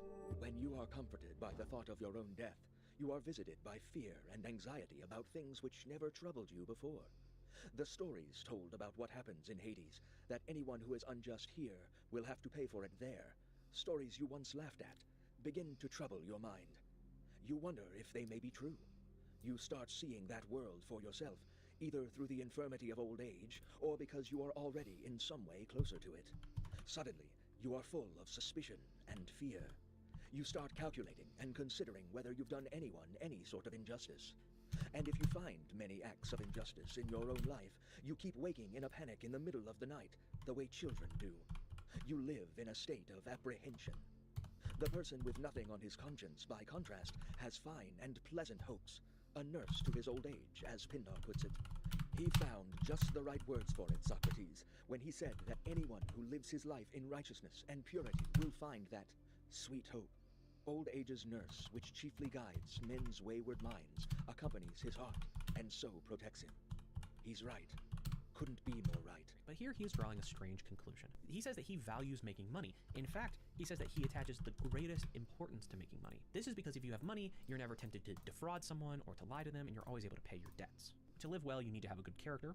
He agrees with this, but you also need to make a lot of money. This raises Socrates' suspicions, and this is when they begin to have this discussion about the nature of justice. Remember, this is sometimes translated as morality. Whatever it is, Socrates says that it applies to all of our lives, the whole conduct of life. It's common in Platonic dialogues for definitions of concepts to be proposed, and then there are objections, then new definitions are given in light of those objections. This is sometimes called a Socratic method of discussion or debate. As I looked through book 1, I found at least 7 different definitions of justice that are given. So first, Socrates proposes a definition to Cephalus. He says that justice is truthfulness and returning anything that you have received from anyone else. Then there is a definition that is attributed to a poet, Simonides. Justice is doing good to your friends and harm to your enemies. That definition is then refined a little bit and generalized, and that is justice is giving any individual what is appropriate for him. Then there's a variation on that definition, that justice is giving benefits to friends and harming your enemies. After this fourth definition is given, a new character enters the dialogue. This is Thrasymachus. Thrasymachus is very important in book 1. He essentially disappears throughout the rest of the dialogue. When he speaks with Socrates, he gives 3 more definitions. That's how we get the 5th, 6th, and 7th definition in book 1. First, Thrasymachus says that justice is what is good for the stronger. Then another character, Cleitophon, gives a variation on Thrasymachus' definition, that justice is what the stronger thinks is good for him. And then after some debate with Socrates, Thrasymachus proposes this final definition. Justice is what is in fact good for the stronger, and injustice is what is profitable and good for oneself. If you're trying to give a definition of the concept of justice, Thrasymachus' definitions are quite bad. He represents a perspective that we could roughly describe as might makes right. Thrasymachus is often angry at the way that the conversation has gone. He thinks that Socrates is being purposefully misleading. I mean, in very modern terms, you could say that Socrates is often accused of trolling his discussants, and Thrasymachus thinks that he's really seen through Socrates' ruse. In the dialogue, Thrasymachus is described as looking like a wolf and being enraged by the discussion. He says this of Socrates. I knew it. The irony of Socrates. I predicted it. I told these people you'd refuse to give any answers, that you'd pretend to be modest, that you'd do anything to avoid answering if anyone asked you a question. It's hard not to notice similarities with how Thrasymachus treats Socrates, with how Socrates is treated in another of Plato's dialogues, the Apology. The Apology is widely considered to be one of the dialogues that is reflective of an actual event. It is the story of Socrates' trial in Athens. This is the trial where Socrates is eventually condemned to death. Socrates is found guilty of corrupting the youth and of being impious towards the gods. He's offered exile. He refuses exile out of principle because in order to be exiled, he would actually have to admit that he was guilty, and it was supposed to be kind of a mercy to exile him rather than to kill him. But in that dialogue, he says that it's impossible for him to lie. He says that there's actually a kind of a daimon, a spirit that haunts him, that prevents him from saying things that are untrue. That's going to be possibly contradicted in things we find in the Republic. Very generally, we can say that Socrates' own city, Athens, turns against him. And it turned against him for doing philosophy. And I think this is a critical fact to understanding the Republic. I like to think of this dialogue as a prolonged project. Plato is trying to make the case for philosophy, and he's also thinking about how do you build a city where a philosopher can do his job safely? How can he be free from threats of violence or the power of tyrants? And Thrasymachus may be a tyrant in waiting. He is someone who is a slave to his passions, as we will see in the analysis of tyranny, and this means that he is no longer... It's 5 chat. I think I'm gonna take a small, quick break. Maybe listen to the music real quick. I should have made a AFK.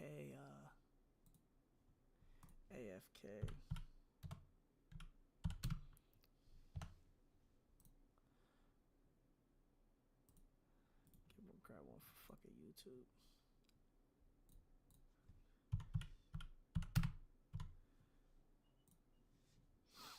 Maybe I can just make another screen or something.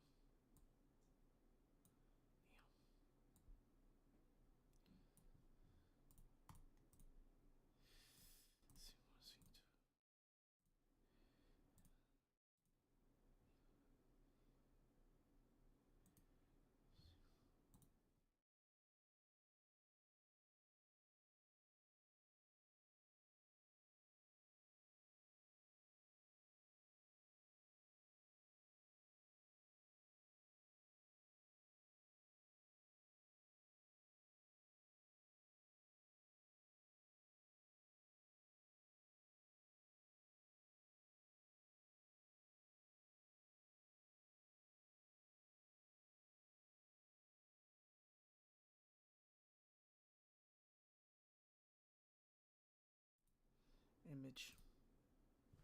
All right, let me see.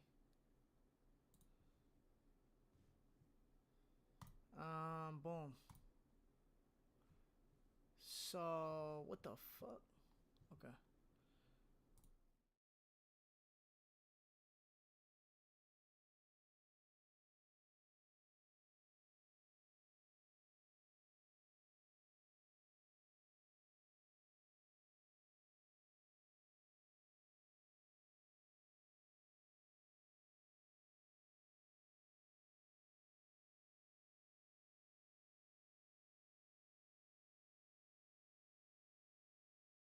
Guys, I'm gonna be AFK real quick. I'm gonna be AFK. About to take a quick small break, 5-10 minutes. Be back to it for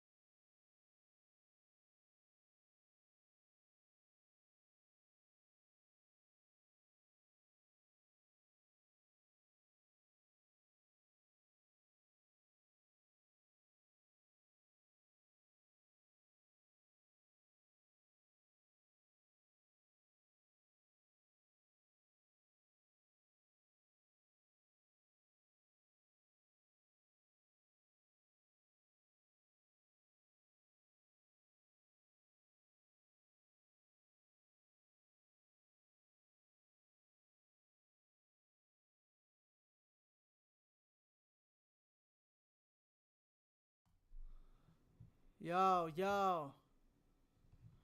What up, my boys? Yo, yo. We back? Seem like we back. My bad, y'all. Just sat back, chill for a sec, listen to some music. Call my girl and stuff like that. So we back at it. Be on stream for maybe 30, 40 minutes, man. I think we got a good amount finished, man, for today, man. Oh, I still gotta do this part. We got a good amount though. A few of these, like three fucking things. We probably gonna set up another day to put in work. Chill out. That's the real goal. Probably be on stream for another 30 minutes maybe.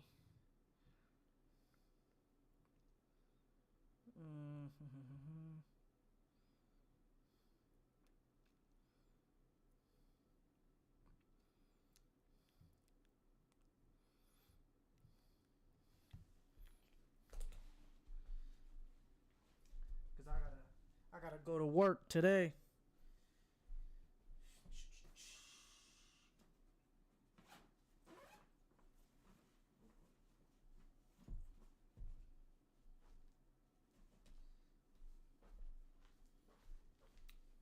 So I'm gonna chill out for real. I don't know. Might be on here for a little bit, man, and see how it is for real. Vibe out. Gotta slide to work early today. So can't really be on for too long. Some reason I can't see. I think I got the notifications off for like comments though. I think that's so weird, bro. I don't even know why, bro. Like I don't even know why it's like that, bro. But today I can't talk to anybody.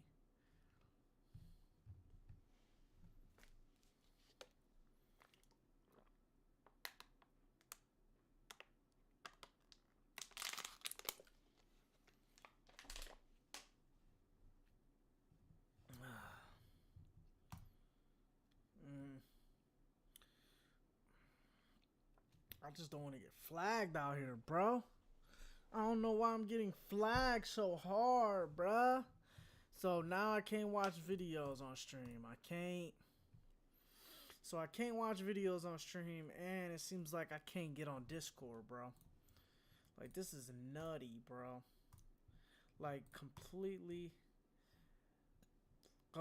nutty. Excuse me.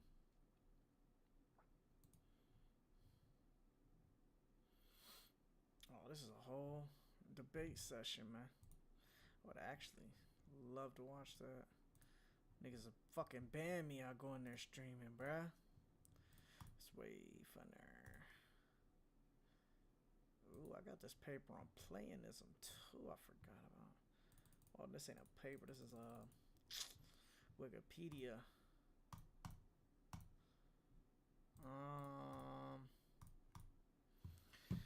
Yeah, guys. Chill out for a little minute.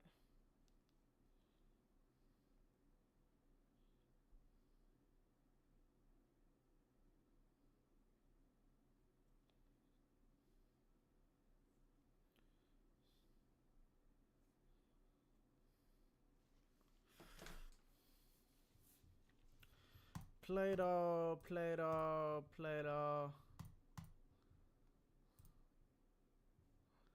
Dualism.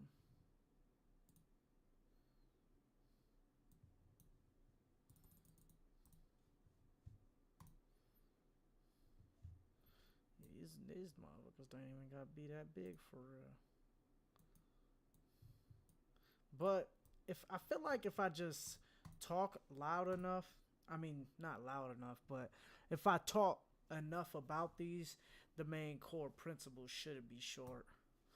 I'm not trying to have whole huge lines and shit. Like that's what I learned. You know what I'm saying?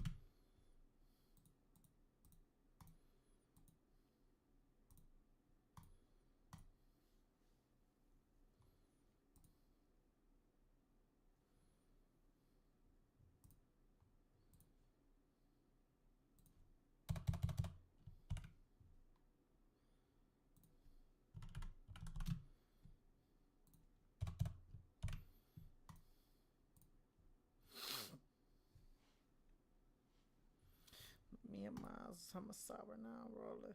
Big I glide now when I'm outside. Bitch, so I came outside. Them niggas scared about. Not a nasty bitch who give me it.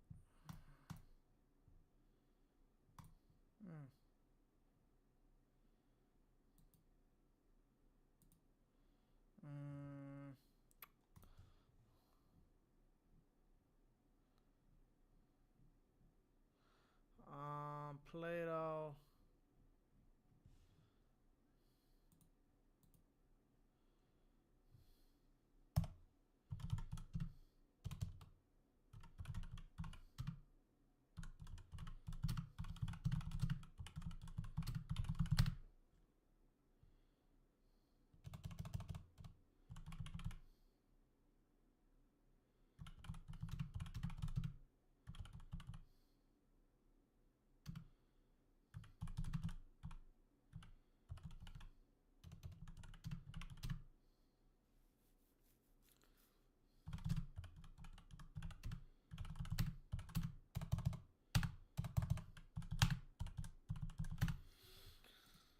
I'm just trying to write some like key ideas and then touch it up later for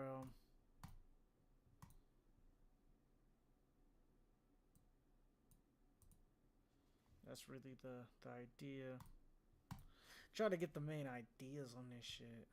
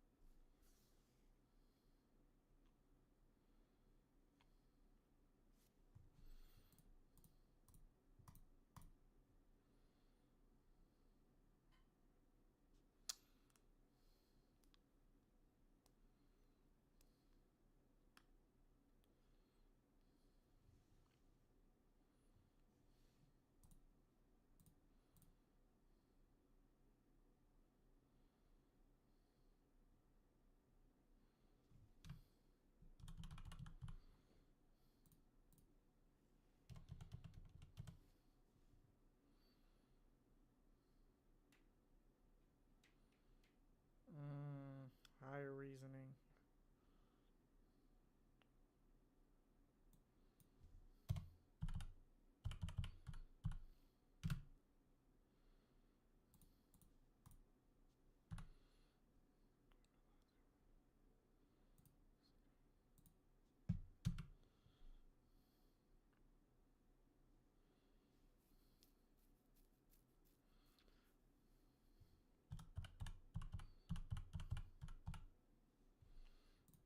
Epistemology.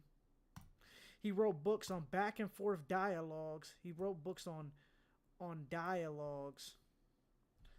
He wrote books on back and forth dialogues, analyzing logical reasoning, epistemology, and ethics.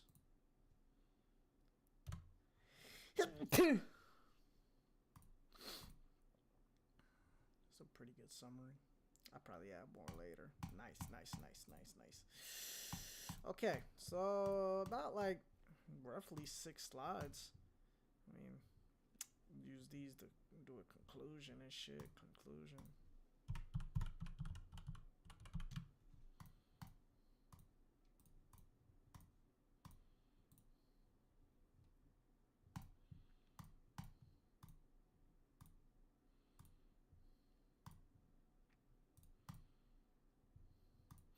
And remind you guys, my sister's supposed to help me with the visuals and stuff. I'm just here trying to put the main ideas into this. You know what I'm saying? My sister's gonna be the one going in there, fixing everything up, changing the colors. I don't really care what she makes it look like. Well, I do want the pictures, to be honest, but however she wants to structure it is how she's gonna do it. She's gonna be in charge of all that stuff in the background. So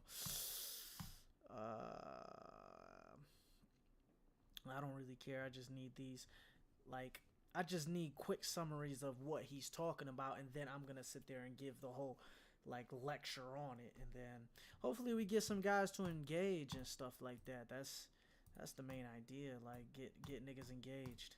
So let's see how this looks. Plato's lecture. The Plato lecture. It's looking good. Looking good.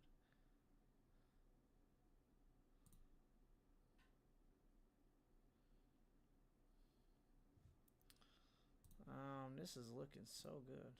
I mean, of course I gotta change the writing and shit. I'm just trying to get the main ideas to it though.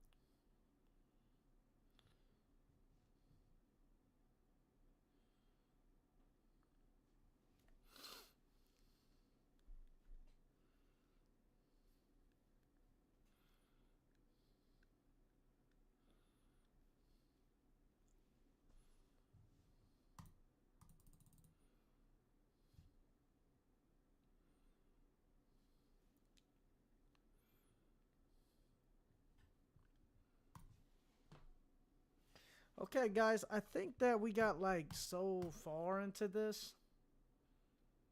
I think we got a general basis of these, and then I might just do 1 or 2 of these, and then I might just need one more. I mean, usually, I'm just touching on who Socrates is, who Plato is, the forms.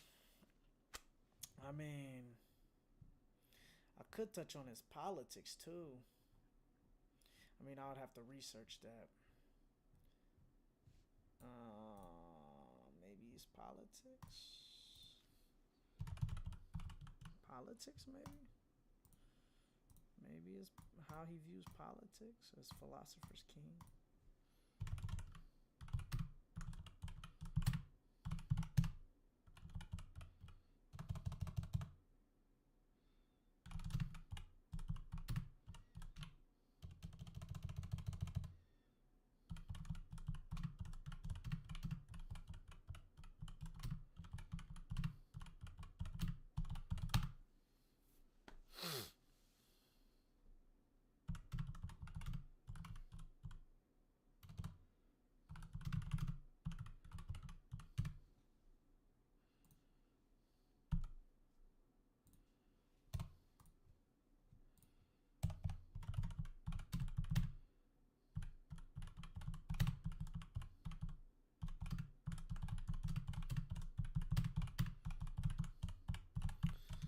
I just came up with that. Is that Plato's idea? Plato was against democracy because it leads to tribalism. I heard a few niggas say that. I think that's what Plato said. I need to fact check this.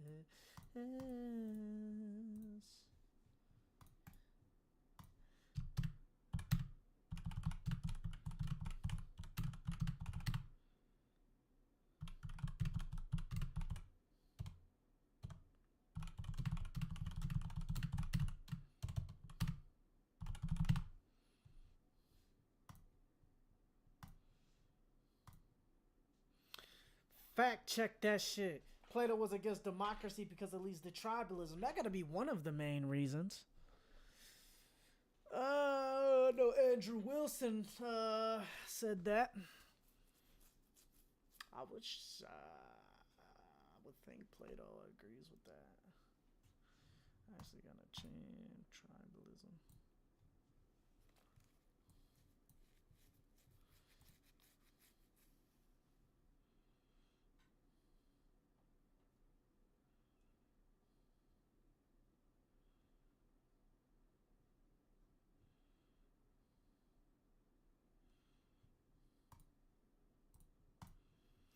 I would think. Hold on, chat. I'm about to go use the restroom.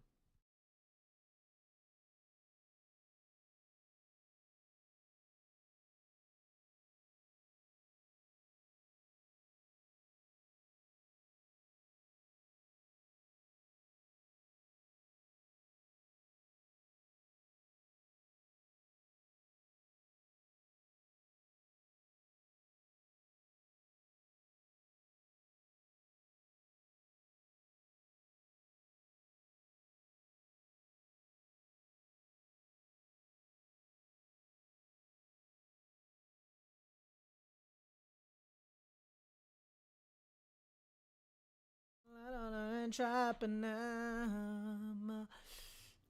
Mostly not quite.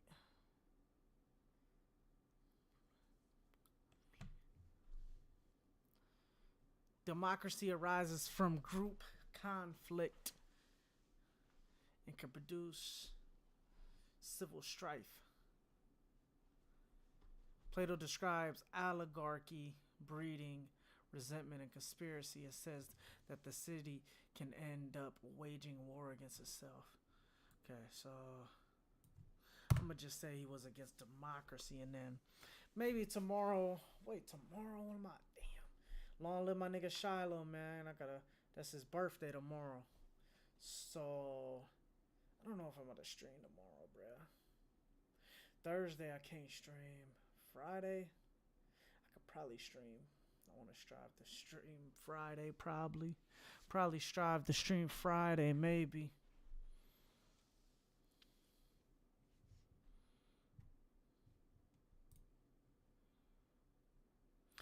Plato criticizes democracy as unstable. Its freedom and equality can dissolve order, invite demagogues, and ultimately collapse into tyranny, often amid factional conflict. Okay.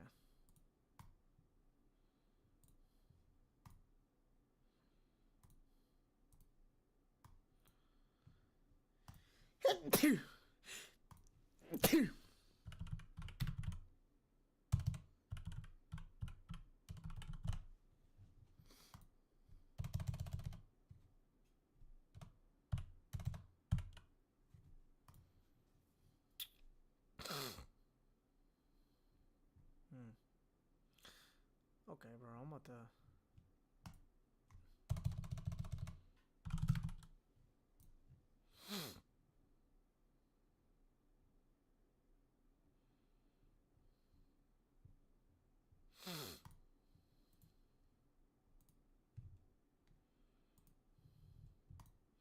And it's on a mill. Alright, chat. I think it's time for me to get off, man. It's 5:47, man. I was looking for this might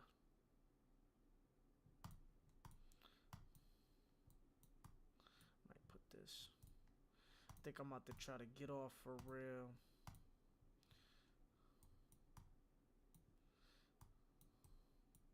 I mean, we in the stream 3.5 hours. Okay.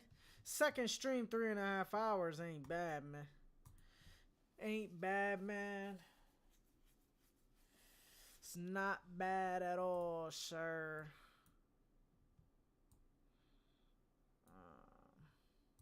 We put in some work, though. We put in a lot of work.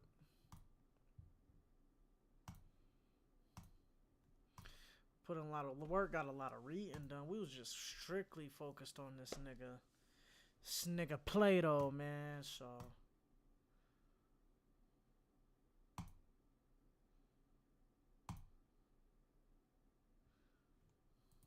it's looking good. Looking good, looking good.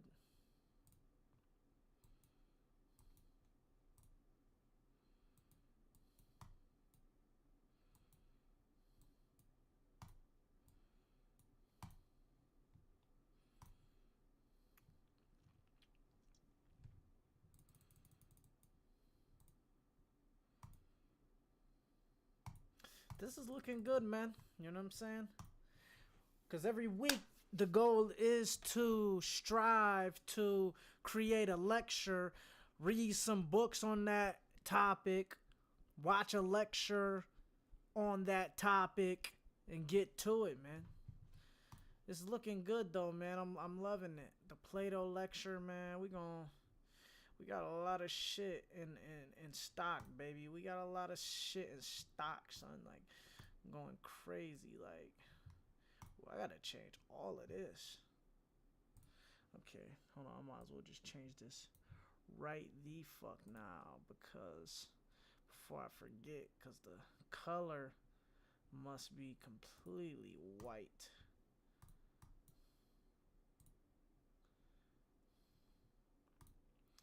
Cause we about to go crazy, man. You know what I'm saying? We going crazy.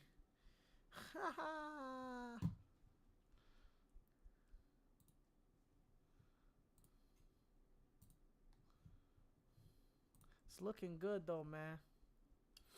Looking real good. My sister's gonna help me with these presentations though. I just need to make sure to get everything in motherfucking in line, my nigga. Like,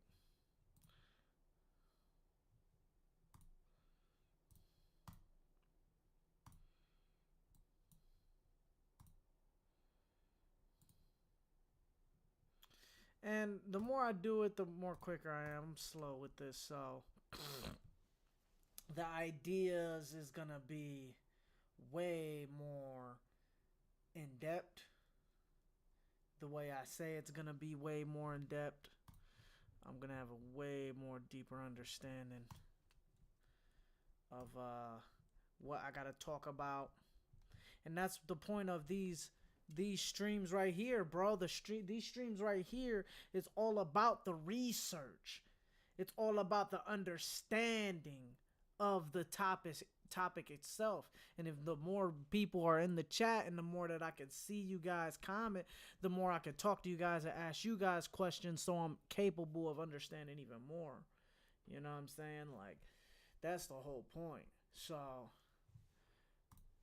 yeah, man. Hey, I want to say thank you guys, whoever was in the chat watching, bro. You guys never got to watch me, but I appreciate you guys that do watch me.